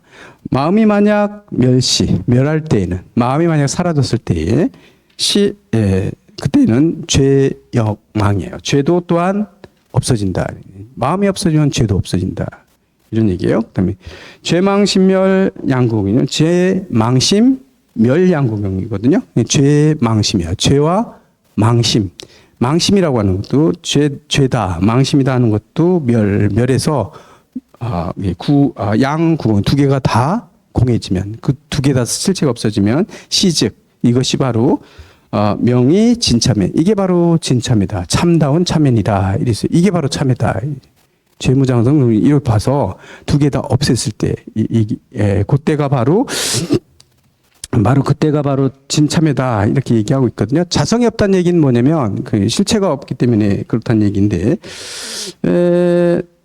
계속 변하기 때문에 그런 건데요. 그 결국은 그러면 그럼 내가 여태까지 죄 지었던 건 다 그럼 사라져가지고 아무런 고통도 없이 그냥 사라지는 거야? 뭐 이런 요거 때문에 이제 저보할 수 있는데 고민할 수 있는데 누구를 보면 우리가 쉽게 예를 들어 보면 알 수 있냐면 부처님 시대의 예를 들어 보면 부처님이 살아계실 때 부처님 제세 시에 부처님 제자 중에 깨달음 얻은 제자 중에 누가 있냐면 앙굴리마라라는 존재가 있어요. 앙굴리마라 존재가 있죠.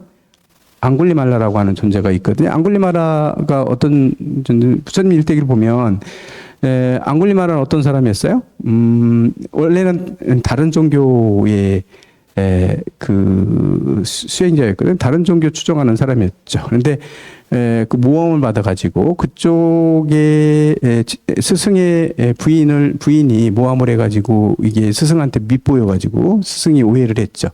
자기 부인을 어떻게 하려고 했다 이래가지고 복수를 하는 겁니다. 이 젊은 친구한테 뭐라고 하죠? 너는 다 이루어졌는데 오늘 하루 동안 날이 끝나기 전에 100명의 사람을 죽여가지고 그 손가락을 목걸이를 만들어서 엄지손가락 목걸이를 만들어서 네가 차면 100명을 채우는 순간 넌 끝나. 예, 완전히 다 깨달음을 얻을 거야. 넌 그렇게만 완성이 되는 거야.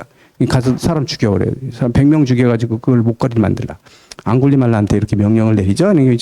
자기 스승에 대한 신심이 워낙 강했던 앙굴리말라는 그 즉시 나와서 살인하기 시작하는 거죠. 그래서 사람을 다 죽이는 거예요. 그래서 죽이니까 이제 한두 명 죽이 100명 가까이 다 죽었는데 이제 악마가 나타났다 그래가지고 사람들이 다 숨어버렸으니까 이제 사람이 안 보여. 오늘 날이 새기 전에 날이 샌단다. 날이 어두워지기 전에 100명을 채워야 되는데 딱 한 명 남았는데 못 채우고 있는 거예요. 다 숨어버려서 안 보여요. 그래서 어떻게 하나요? 저희 이게 어떻게 할 수 있는 방법을 채워야 되는데 이제 안절부절하고 있죠. 그때 어머니가 걱정돼서 오시는 거죠. 나타났어요. 누구? 엄마를 죽이면 돼요. 한 명은. 그래서 엄마를 죽이기 위해서 가요.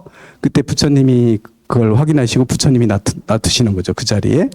앙굴리마라한테 나타났을 때 부처님이 나타나니까 앙굴리마라가 또 다시 안심을 했어요. 자기 어머니는 안 죽여도 돼요. 저자를 죽이면 되겠구나. 그래서 부처님한테 쫓아가잖아요. 죽이기.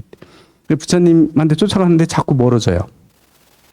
자기는 칼 들고 부처님한테 막 쫓아가는데 부처님이 점점 멀어져요. 그러니까 부처님 가면 그러니까 걔 섞어라 뭐 이러잖아요. 부처님 뭐라 그래요? 나는 움직이지 않고 있는데 네가 자꾸 멀어지고 있는 거라고 얘기를 하거든요. 그 말에 얘가 뭐 띵해지면서 바로 정신 차리는 거죠. 그래서 수행했던 사람이기 때문에 그래서 그 자리에서 부처님께 엎어지는 거죠. 그래가지고 부처님께 뭐라고 하냐면 지금 악마예요.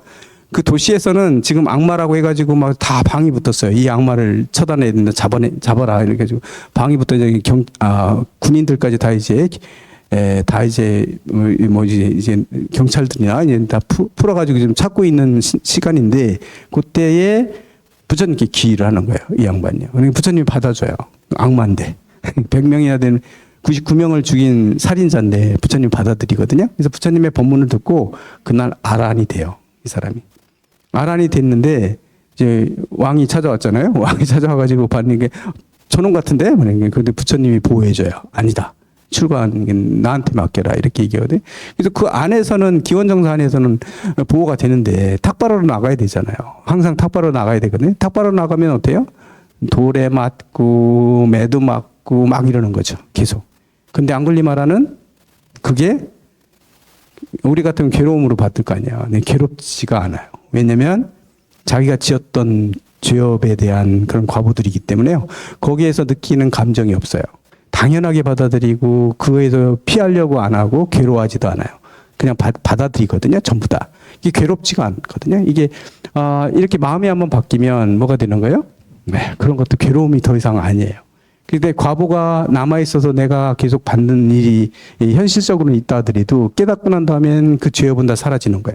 죄업이 사라졌기 때문에 내가 고통을 안 받는 거죠. 그런 것들은 받더라도 고통을 받지 않는 상태까지 되기 때문에요. 이런 상태가 되게 중요하죠. 그래서 깨달으면 평온해지는 거예요. 내가 아무리 전생에 죄업을 많이 짓고 금생에도 죄를 많이 졌다 하더라도 그게 다 사해진다기보다는 그렇죠. 나 스스로는 사해졌어요. 그래가지고 그런 비난을 받고 하더라도 그런 거에 마음이 흔들리지 않아요. 괴롭거나. 당연하게 받아들이고 그런 것들을 괴로워하지 않죠. 왜냐하면 그런 것들 다 자성이 없다는 걸 알아요. 비난이다 이런 것들도 다 자성이 없어요. 그 실체가 없어요. 내가 못생겼다고 막 사람들이 그러잖아요. 못생긴 실체가 어디 있는데요? 없어요. 따져보면 내가 어디가 못생겼지? 아무리 따져봐도 내 나름대로 못생긴 게 아니에요. 아니 못생겼다고 할 게 없는 거예요. 기준이 없는데 못생기고 잘생기고 이런 것들도 실체가 없는 얘기들이거든요. 뭐 잘생겼다고 칭찬을 좋아하잖아요. 뭐 예쁘다고 하면 좋아하고 잘생겼다고 하면 좋아할 수는 있는데 그 실체가 없어요. 그런데 쫓아가게 되면 누가 못생겼다면 상처받죠.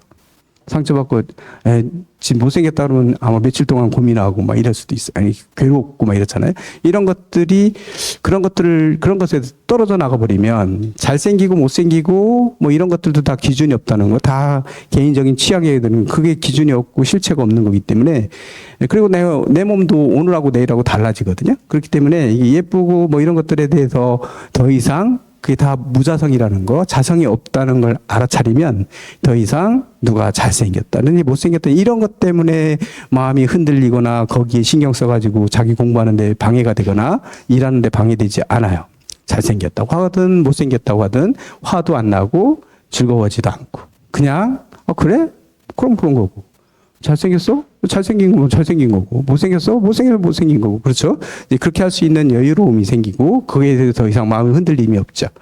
그렇기 때문에 깨달은 사람들은 마음이 평온해지고 평온을 얻는다고 얘기하는 거죠. 그래서 부처님은 그런 것들을 하는 거기 때문에 그래서 죄는 원래 자성이 없어서 자성이 없는데 그냥 마음에서 이러는 거예요. 마음이 그 마음이라는 여기서 마음이라고 하는 건 망심이거든요. 이게 업에서 만들어진 마음이에요. 이런 게. 그렇기 때문에 이 마음만 사라지면 이런 마음 망심만 사라지게 되면 내 업에 의해서 움직이고 있는 마음만 사라지게 되면 죄도 같이 사라진다. 이렇게 얘기하고 있는 거고요. 근데 어디냐면 그 능언경에 보면요. 능언경을 잠깐 능언경 얘기 해보면 능언경이 출발하는 건 어떻게 출발하냐면 안거가 다 끝났을 때 안거가 다 끝나면서 부처님을 초청하거든요. 왕들이 이제 초청을 해요. 안거 끝났으니까 공양청을 하거든요. 그러면 다 제자들 데리고 공양을 받으러 가거든요. 이 공양을 가서 받아서 공양을 하러 가는데 누가 떨어졌냐면 아난이 거기 다른 일이 있어서 못 갔어요. 아난 존자가 부처님하고 같이 거기 참석 못하고 다른 데를 갔다가 돌아오다가 그게 이제 말이 시작되는 거거든요. 아난이 혼자 돌아오는데 공양 시간이 됐어요. 그래서 인도는 부처님 시대에는 오후 불식이잖아요. 오전 4시가 넘으면 밥을 먹으면 안 돼요. 이 4시 넘기 전에 밥을 먹어야 돼요. 배고파서 못 견디잖아요. 그렇기 때문에 오다가 밥을 먹어야 되는데 자기 혼자 탁발해서 밥을 먹어야 돼요. 그래서 탁발을 해야 되는데 이제 딱 할 때는 7집을 이렇게 돌아가지고 이렇게 탁발을 해야 되거든요. 그냥 뛰어넘으면 안 되고 뭐 그런 규칙이 있죠. 근데 엽법하게 탁발을 하는데 그때 마침 마에수로 아니 누구죠? 갑자기 뭐였는데 주술사 이제 주술하는 여인이죠. 그러니까 우리로 뭐 무당이라고 얘기했을까요? 그 지역을 지나가게 되는데 거기에 탁발을 갔어요. 근데 딸이 주술하는 그 보살의 딸이 아난이 너무 잘생겼었대요. 거기서 아난을 보고 반했어요. 그래가지고 나 저 남자랑 결혼할 거야. 막 떼쓰는 거예요. 엄마한테 나 죽어버릴 거야. 막 이러니까 안 돼. 저는 수행자기 때문에 너 안 돼. 이러는데 막 얘가 자기 죽는다고 막 이러거든요. 난 저 사람하고 결혼할 거야. 막 빨리 막 하룻밤 자게 해줘. 막 날 치는 거죠. 그러니까 그래서 그래? 그래가지고 어머니가 주술을 걸어요. 딱 들어왔을 때. 그래서 주술을 걸어가지고 아난이 빨려 들어가는 거예요. 그 집으로 이렇게 탁발하러 갔다가. 그래가지고 개체가 훼손되려고 한다는 얘기는 뭐냐면, 위험에 또 빠졌어요. 이제 그런 뭐 성추행을 당할 위험에 빠진 거죠. 성폭행을 당한 건가요? 그 위험에 빠진 걸 부처님이 보시고 바로 돌아오시거든요.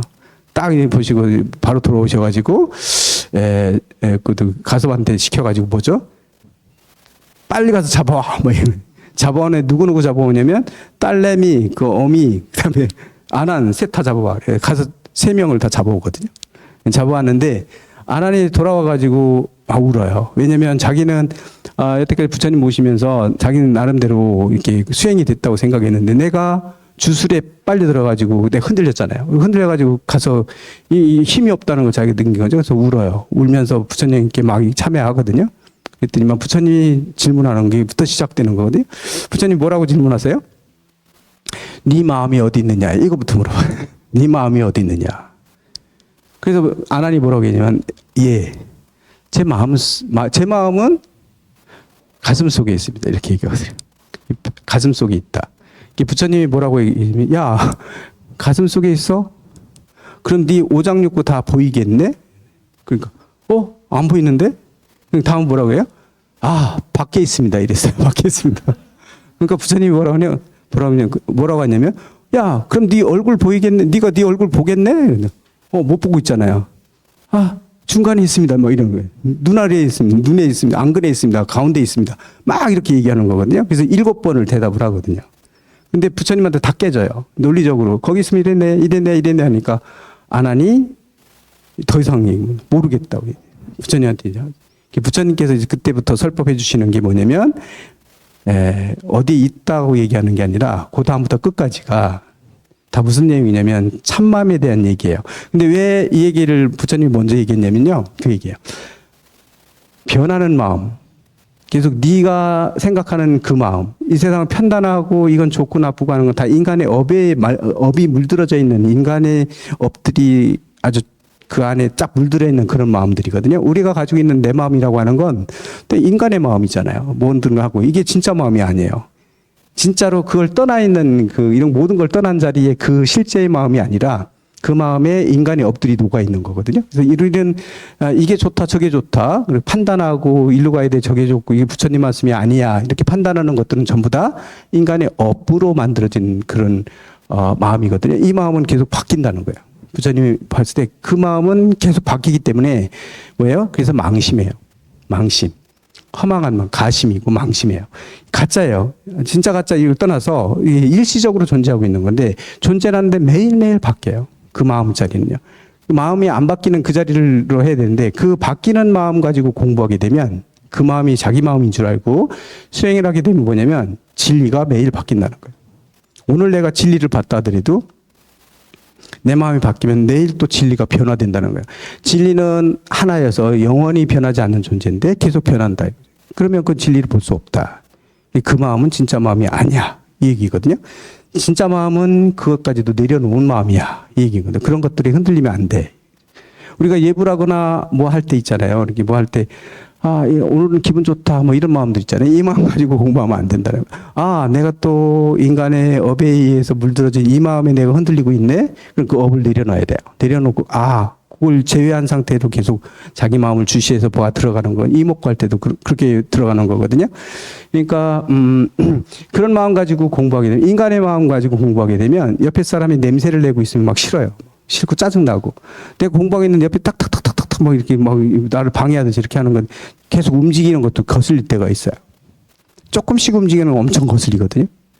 자기도 도저히 참을 수가 없어. 다리 아파가지고 살짝 피는데 그게 거슬리기 시작하면 계속 거슬리는 거예요. 혼자 공부하지. 왜냐면 이게 뭐냐면 인간의 업에 흔들리고 있는 거거든요. 거기에 끌려가고 있는 거예요. 그럼 공부 안 돼요. 절대로요. 진심 나오고 그러죠. 그런 거 내려놔야 돼요.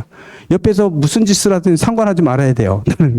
뭐 그렇게까지 돼야 되는 거거든요. 그래서 마음이 집중해서 자기 마음자리 들어갔으면 부처님이 그런 깨달음을 얻은 자리까지 가면 뭐냐면 우리가 앉아가지고 명상할 때만 명상이 되는 게 아니라 걸어 다닐 때도 되고 밥 먹을 때도 되고 잠잘 때도 되고 언제나 그냥 그 자체가 명상 무엇하든 방해 없이 이렇게 되는 게 무의고 부처님의 그런 행위거든요. 거기에 들어가려면 이 인간의 업에서 움직이고 있는 이 마음자리를 잡고 거기에 흔들려서 끌려가면 안 된다는 거죠. 우리는 대부분 그런 거에 끌려 다녀요.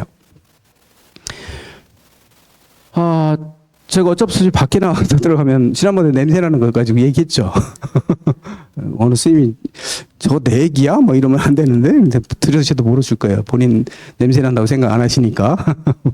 근데 어쨌건 그거 보시면 이제 바꾸시죠. 그런데 어쨌건 그런 것들이 바로 그런 마음이 있었기 때문에 여기서 보면 이런 마음, 흔들리는 마음, 아난이 처음에 얘기했던 그 마음은 이게 진짜 마음이 아닌 거예요. 진짜 마음이라기보다는 인간의 업으로서 그걸 망심이라고 그래요. 망심인 거죠. 그렇기 때문에 이런 망심을 가지고 공부하면 절대로 절대로 제대로 볼 수 없다는 얘기예요. 그래서 그걸 원각경에서는 또 뭐라고 얘기했냐면 움직이는 걸 고쳐야지 움직이면서 계속 진리를 보게 되면 바뀌는 마음을 계속 보게 되면 뭐하고 같은 얘기하냐면 하늘에 달이 떠 있는데 막 이게 구름이 막 지나가면 달이 움직이는다고 착각하잖아요.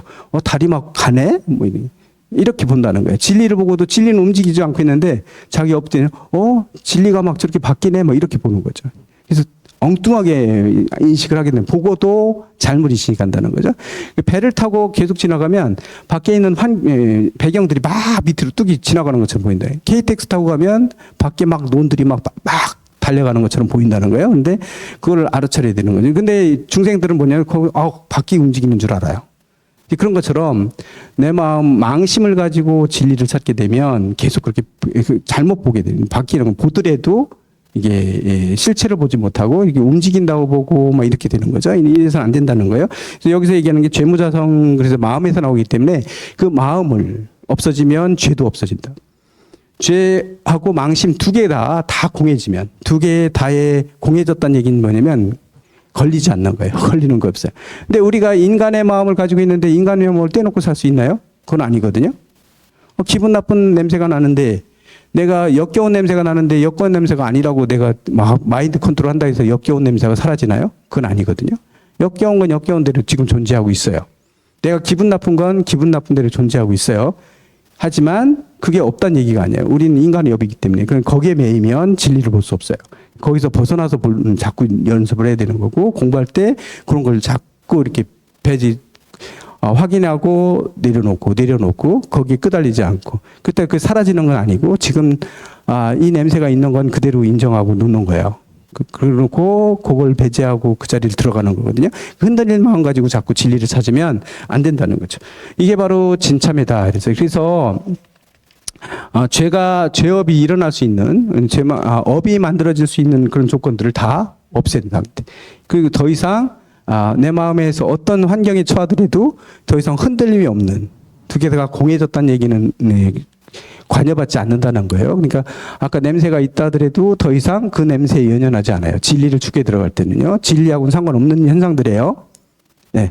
나한테 기분 나쁜 거지, 내 업에 기분 나쁜 거지, 진리하고는 상관없는 현상들이라고요. 그런 거 내려놓고 보기 시작하는 거죠. 이렇게 보게 되면, 그러면 그게 바로 더 이상 그거에 끄달리지 않게 되고, 죄도 사라지게 되고, 이게 바로 진참이다. 이게 죄를 더 이상 만들어지지 않게 되는 거죠. 그 상태가 된다. 이렇게 얘기하고 있고요. 128페이지 볼게요. 참회진언 볼게요. 참회진언 옴살바 모짜모지 사다야 사바 이렇게 돼 있죠. 옴살바 모짜모지 사다야 사바 요 세 번 하게 돼 있는데요. 요게 보게 되면 옴이라고 하는 건 사실 옴 하는 거 있잖아요. 이 옴이라는 얘기 되게 많이 나오죠. 옴은 서양 종교에서도 이거 오메가 할 때 이 옴일 거예요. 오메가하고 옴하고 같은 개념일 거예요. 옴 하는 이게 인도는 서양하고 가깝기 때문에요. 인도의 종교들이 서양에 영향을 줬거든요. 서로. 이슬람도 주고 다 했어요. 그래서 이게 섞여 있는 게 되게 많아요. 사실은요. 그래서, 비슷한 것들이 많이 이제 기독교 속에 불교적인 요소들도 들어있는 거고요. 이런 것도 볼 수 있거든요. 근데 이런 것들도 볼 수 있는 거죠. 옴이라고 하는 것도. 오메가 할 때 이렇게 쓰잖아요. 근데 우리도 이거 옴 이렇게 쓰거든요. 옴이라고 하는 거죠. 옴이라는 글자는 뭐냐면, 진의 왕이라는 뜻이 되고요. 옴. 그다음에 우주의 핵심이라는 뜻 가지고 있고요. 모든 거의 핵심이에요. 그리고 모든 기운들을 옴하게 되면 뭐죠? 옴하게 되면 그 안에 다 모인 기운들을 다 한꺼번에 한 곳으로 다 모으는 작용을 해요. 그래서 옴하는 것들이 보면 내 마음이 흐트러지고 이럴 때 옴에서 했을 때는 이게 다 세계 모든 주변에 있는 기운들이 나한테 모여지는 기분들 옴이 그런 기운을 갖거든요. 그래서 이런 것들이 신비의 힘을 갖는다고 얘기했는데 모든 우주의 기운들이 다 모이는 그런 상황이 옴이라는 글자가 그래서 되게 많이 쓰이죠. 옴 되게 많이 하거든요. 그다음에 옴만이라는 말이 나왔죠. 옴살바 나왔죠. 살바는 일체라는 뜻이고요. 일체 모든 것이라는 뜻이고요. 어찌로 해석하자면 여기 거기도 그런 건 나왔을 거예요. 살타는 복수를 얘기한다. 누구누구 얘기를 얘기한다. 모자는 붓다를 얘기한다. 밑에 그런 해석을 했는데요. 이런 해석들을 보게 되면 결국 뭔가요? 이 세상의 모든 신비함을 갖춘 깨달음의 부처님과 보리살타에게 귀하여 성취한다. 이런 뜻을 가지고 있단 말이죠. 요게. 근데 이렇게 해석하면 안 된다고 그랬어요. 뜻을 보면 이런 뜻이에요. 그렇기 때문에 옴이라는 얘기 나왔기 때문에 지금 그걸 봤는데 옴이라는 건 되게 많이 쓰이는 거거든요. 사바는 완성이거든요. 완성 얘기하는 거고 이런 의미를 가져서요. 이게 옴살바 모짜모지 사다야 사바 이거는 참회 진언이에요. 우리가 출가하게 되면 저걸 뭐죠? 출가하게 되면 머리를 깎게 되는데 머리를 깎을 때 제일 먼저 하는 게 바로 이 참회진언부터 시키거든요. 머리 깎을 때 참회진언 하면서 깎아줍니다. 이게 그동안 지었던 업들을 다 녹인다는 의미에서 이 참회진언을 하거든요. 그러면 그동안 지었던 모든 참회가 다 녹아지는 거죠. 요 얘기가 나오는 게 이제 참회진언인데 그다음 여기까지가 참회에 대한 얘기였고요. 다음 시간에 보실 거는요. 뭐냐면 준재공덕지부터는 준재진언에 대한 찬탄이에요. 이게 진언에 대한 찬탄이거든요. 진재라고 하는 뜻은 준재라고 하는 뜻은 청정하다는 뜻이기 때문에 이 청정한 그 진언의 그런 힘 거기에 대한 찬탄과 그다음에 마지막에 발언 부분도 조금 보고 2시간 남았기 때문에요. 그 다음 시간에 조금 더 많이 나가고, 그 다음에 마지막, 책은 몇 개 안 남았는데, 어쨌건, 그렇습니다. 이제 마무리하는 부분이기 때문에 다음 시간에 웬간하면 될 수 있으면 거의 다 마무리 하도록 하고요. 마지막 시간에는 조금만 남겨놓고 하고, 뭐 시간을 갖도록 그렇게 하겠습니다. 오늘 5분 오버 됐네요. 끝내죠.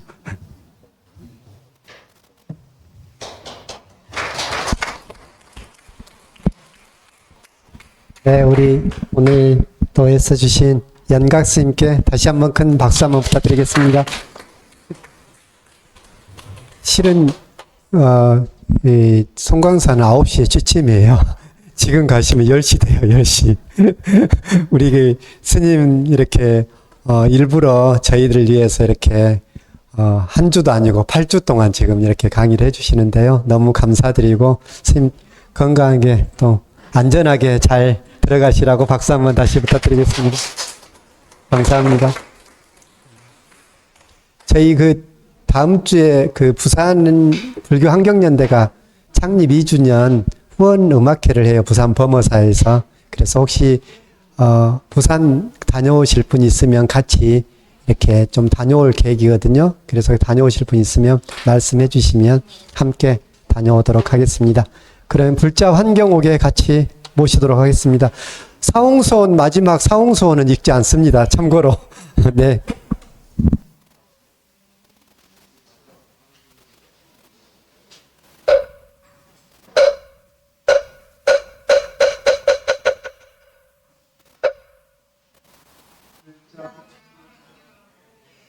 일